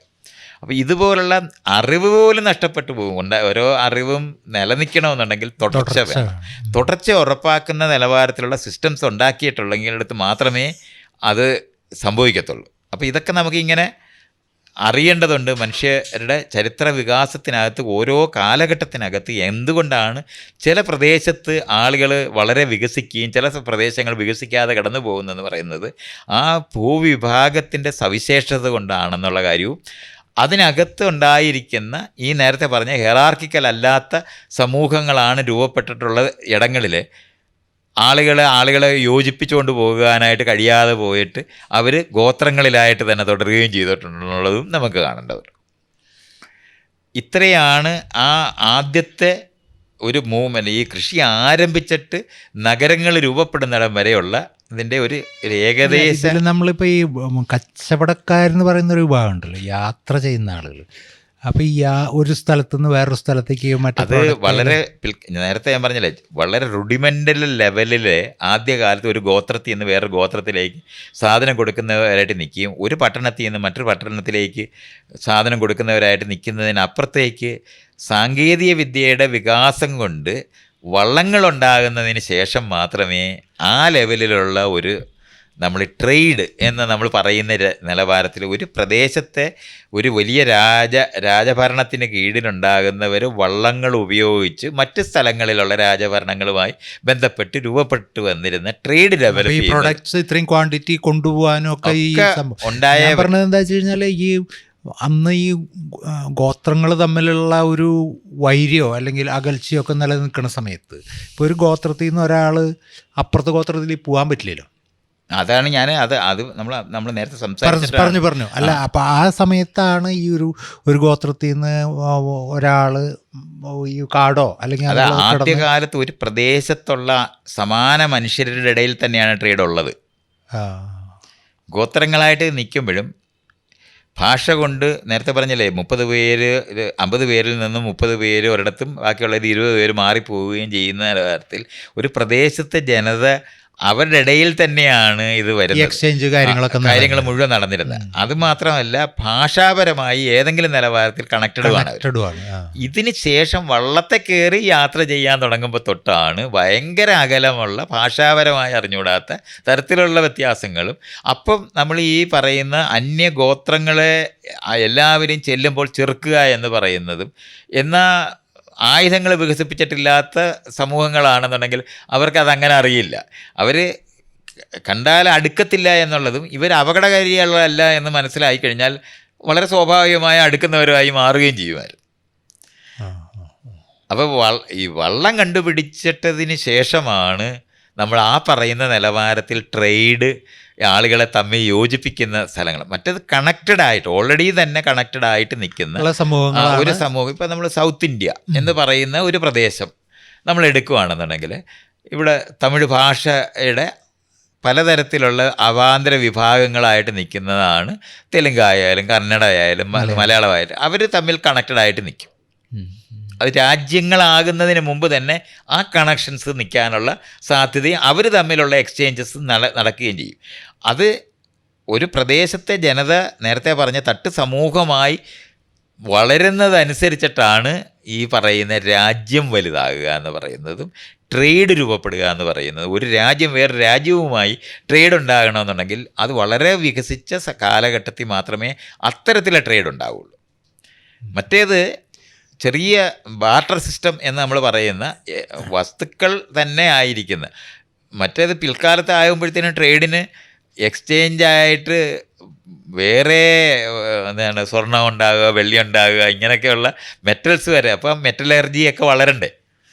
വലിയ സങ്കീർണമായ സമൂഹത്തിൻ്റെ റിസൾട്ടിലാണ് ആ നിലവാരത്തിലുള്ള ട്രേഡ് രൂപപ്പെടുന്നത്. അതുവരെ ഈ പറയുന്ന വസ്തുക്കൾക്ക് പകരം വസ്തുക്കൾ കൊടുക്കുന്ന ആദ്യകാലത്തെ ട്രേഡ് മാത്രമേ നടക്കൂ. അത് ഏതെങ്കിലും പ്രദേശത്തിനകത്ത് പ്രത്യേകിച്ചും ട്രാൻസ്പോർട്ടേഷൻ സാധ്യമാകുന്ന ചങ്ങാടങ്ങളിലൂടെ കൊടുക്കാൻ പറ്റുന്ന, അല്ലെങ്കിൽ ഈ കൃഷി തന്നെ വികസിക്കണമെങ്കിൽ വെള്ളം ഉള്ളതിന്. അതുകൊണ്ടാണ് നദീതട സംസ്കാരം എന്ന് നമ്മൾ ആദ്യകാലത്തെ സംസ്കാരങ്ങളെ പറയുന്നത്. വെള്ളം എവിടെ ഉണ്ടോ, നദി ഉണ്ടാകുന്നിടത്ത് മാത്രമേ വികാസം ഉണ്ടാകത്തുള്ളൂ. കാരണം കൃഷിയോട് ബന്ധപ്പെട്ട് ആണ് ഈ ഇതുണ്ടാകുന്നത്. ഇന്ന് നമ്മൾ കാണുന്ന പട്ടണങ്ങളും കാര്യങ്ങളുമൊക്കെ നദിയിൽ നിന്ന് മാറി അല്ലെങ്കിൽ തീരപ്രദേശത്ത് നിന്ന് മാറി ഉണ്ടാകണമെങ്കിൽ റോഡൊക്കെ കണ്ടുപിടിക്കണം, എന്നാലേ പറ്റുള്ളൂ. വീല് കണ്ടുപിടിക്കുന്ന ഒരു സമൂഹത്തിന്, പരന്നു കിടക്കുന്ന ഒരു സമൂഹത്തിൽ മാത്രമേ വീല് തന്നെ കണ്ടുപിടിക്കാനൊക്കത്തുള്ളൂ. അപ്പോൾ അതും ഇതുപോലെ നമ്മൾ പിൽക്കാലത്ത് ഘട്ടങ്ങളെപ്പറ്റി നമ്മൾ വിശദീകരിക്കുന്ന സമയത്ത് നമുക്ക് അവിടോട്ട് വരാം. ഇപ്പം നമുക്ക് ഈ ആദ്യകാലത്തെ ഹെറാർക്കിക്കലായ സമൂഹം രൂപപ്പെടുന്നതിനും അതിനകത്ത് ഈ വിവേചനങ്ങളുടേതായിട്ടുള്ള യുക്തികൾ രൂപപ്പെടുന്നതും, തൊഴിൽ എങ്ങനെയാണ് ജാതിയായിട്ട് മാറുന്ന സമൂഹങ്ങളായിട്ട് രൂപപ്പെടുന്നതും, അതേപോലെ തന്നെ ദൈവങ്ങളെ എങ്ങനെയാണ് കണ്ടുപിടിച്ച് ഇൻ്റഗ്രേറ്റ് ചെയ്യപ്പെടുന്ന യുക്തികൾ രൂപപ്പെടുന്നതും എല്ലാമായിട്ടുള്ള ഒരു കാലഘട്ടത്തിനെ പറ്റിയാണ് നമ്മളിപ്പോൾ പറഞ്ഞത്.